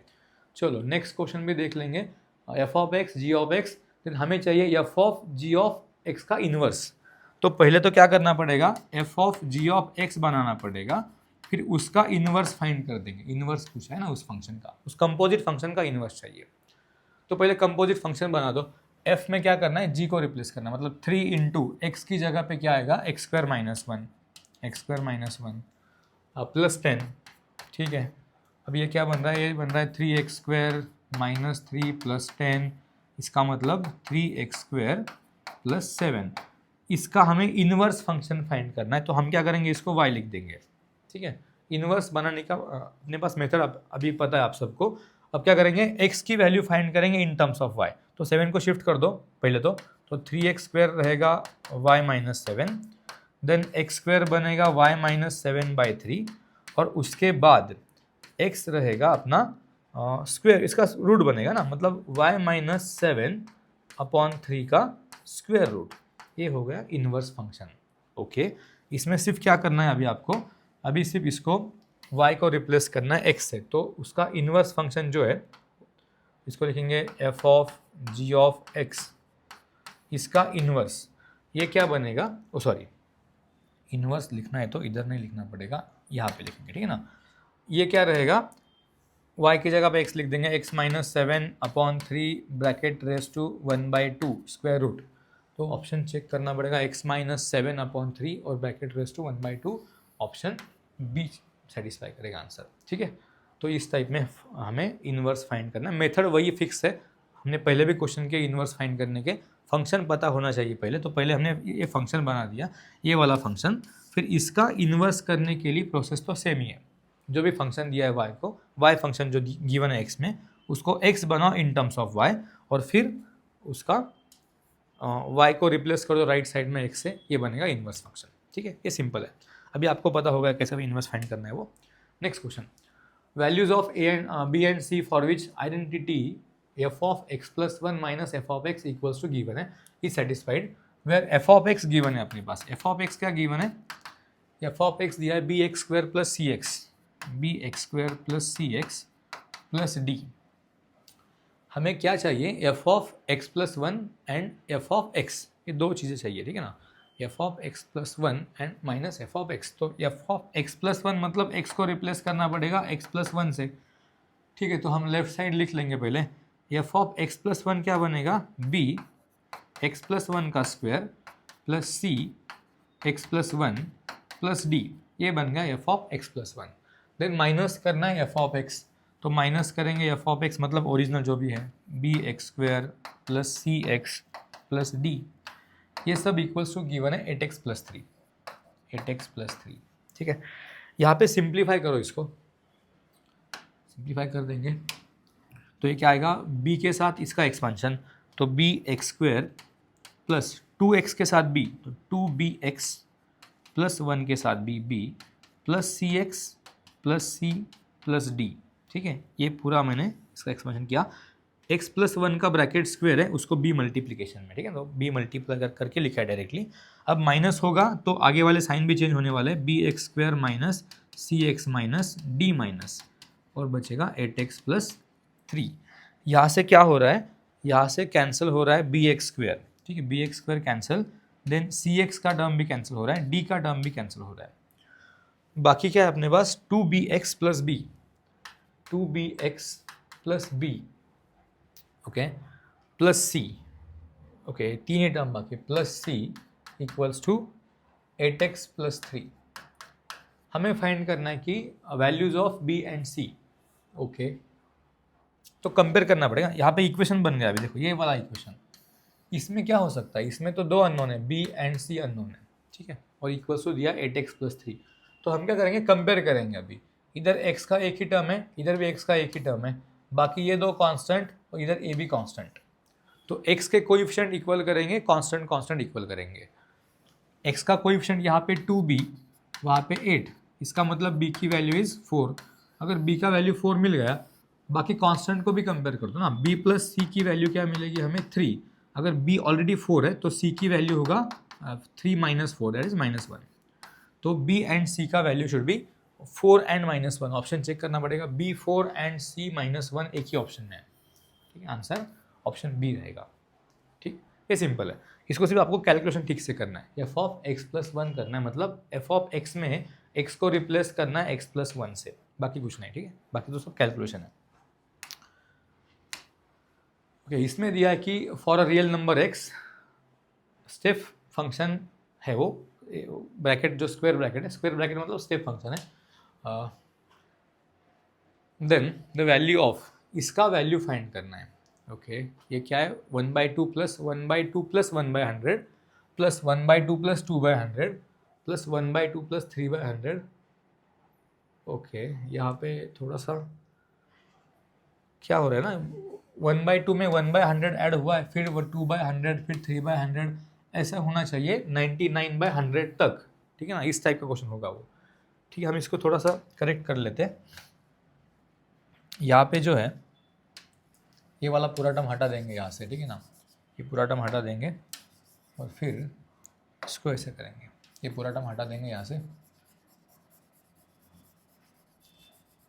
मतलब ये 1/2 स्टेप फंक्शन के अंदर 1/2, then second term step function के अंदर 1/2 प्लस 1/100, फिर उसका नेक्स्ट टर्म जो बनेगा तो 1/2 प्लस 2/100, उसका नेक्स्ट टर्म बनेगा 1/2 प्लस 3/100, ऐसे एडिशन होता जाएगा। और कहाँ तक होता जाएगा वो एडिशन, इस टाइप में 1/2 प्लस 99/100 तक, ठीक है, इस टाइप में क्वेश्चन चाहिए था, वो थोड़ा सा उसमें मिस्टेक है, ठीक है। ओके, तो इसको सॉल्व करना है। स्टेप फंक्शन मतलब ग्रेटेस्ट इंटीजर फंक्शन, हमें पता है कि क्या करना है इसमें। अगर इसके अंदर 1/2 दिया है तो इसका आंसर क्या आएगा, 1/2 कहाँ पे, नंबर लाइन पे 0 एंड 1 के बीच में, तो आंसर क्या होगा, लेफ्ट वाला इंटीजर, तो इसका आंसर आएगा 0, ठीक है। सेकेंड टर्म देख लो, स्टेप फंक्शन के अंदर 1/2 प्लस 1/100, ठीक है ना, इसको इंटीजर करने के लिए ये ऑलरेडी 1/2 है, जब इसमें और एक 1/2 ऐड होगा तभी ये 1 बनेगा इंटीजर, कंप्लीट इंटीजर।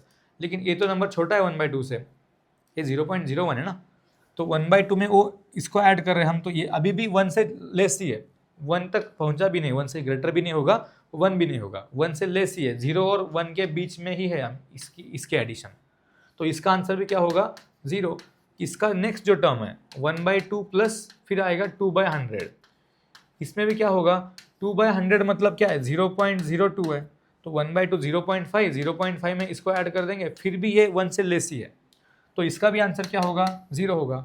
इस टाइप में हर एक टर्म का आंसर 0 हो रहा है, लेकिन कहाँ तक 0 होगा वो, जब ये 1/2 में प्लस होगा 50/100।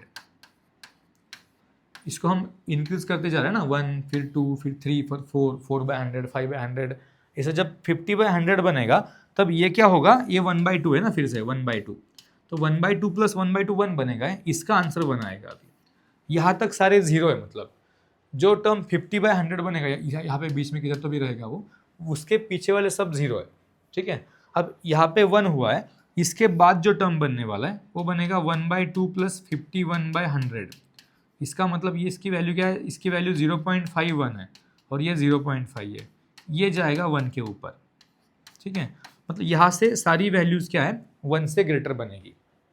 50/100 के लिए तो 1 बनेगा वो ग्रेटेस्ट इंटीजर, उसका आंसर 1 आएगा। उसके बाद वाले जो टर्म्स है वो सारे 1 से ग्रेटर हैं। लास्ट टर्म क्या है, 99/100, इसकी वैल्यू भी चेक कर लेंगे हम क्या होने वाली है, तो 0.5 प्लस 0.99, ठीक है। ये क्या बनेगा, ये बनेगा 1.49। तो इसका मतलब ये 1 और 2 के बीच में वैल्यू होने वाली है। मतलब अब हम इसको ठीक से लिखेंगे कि पहले टर्म से आंसर 0 आएगा, 0 0 0। कहाँ तक आएगा आंसर 0, जब तक 50/100 ऐड नहीं होता 1/2 में।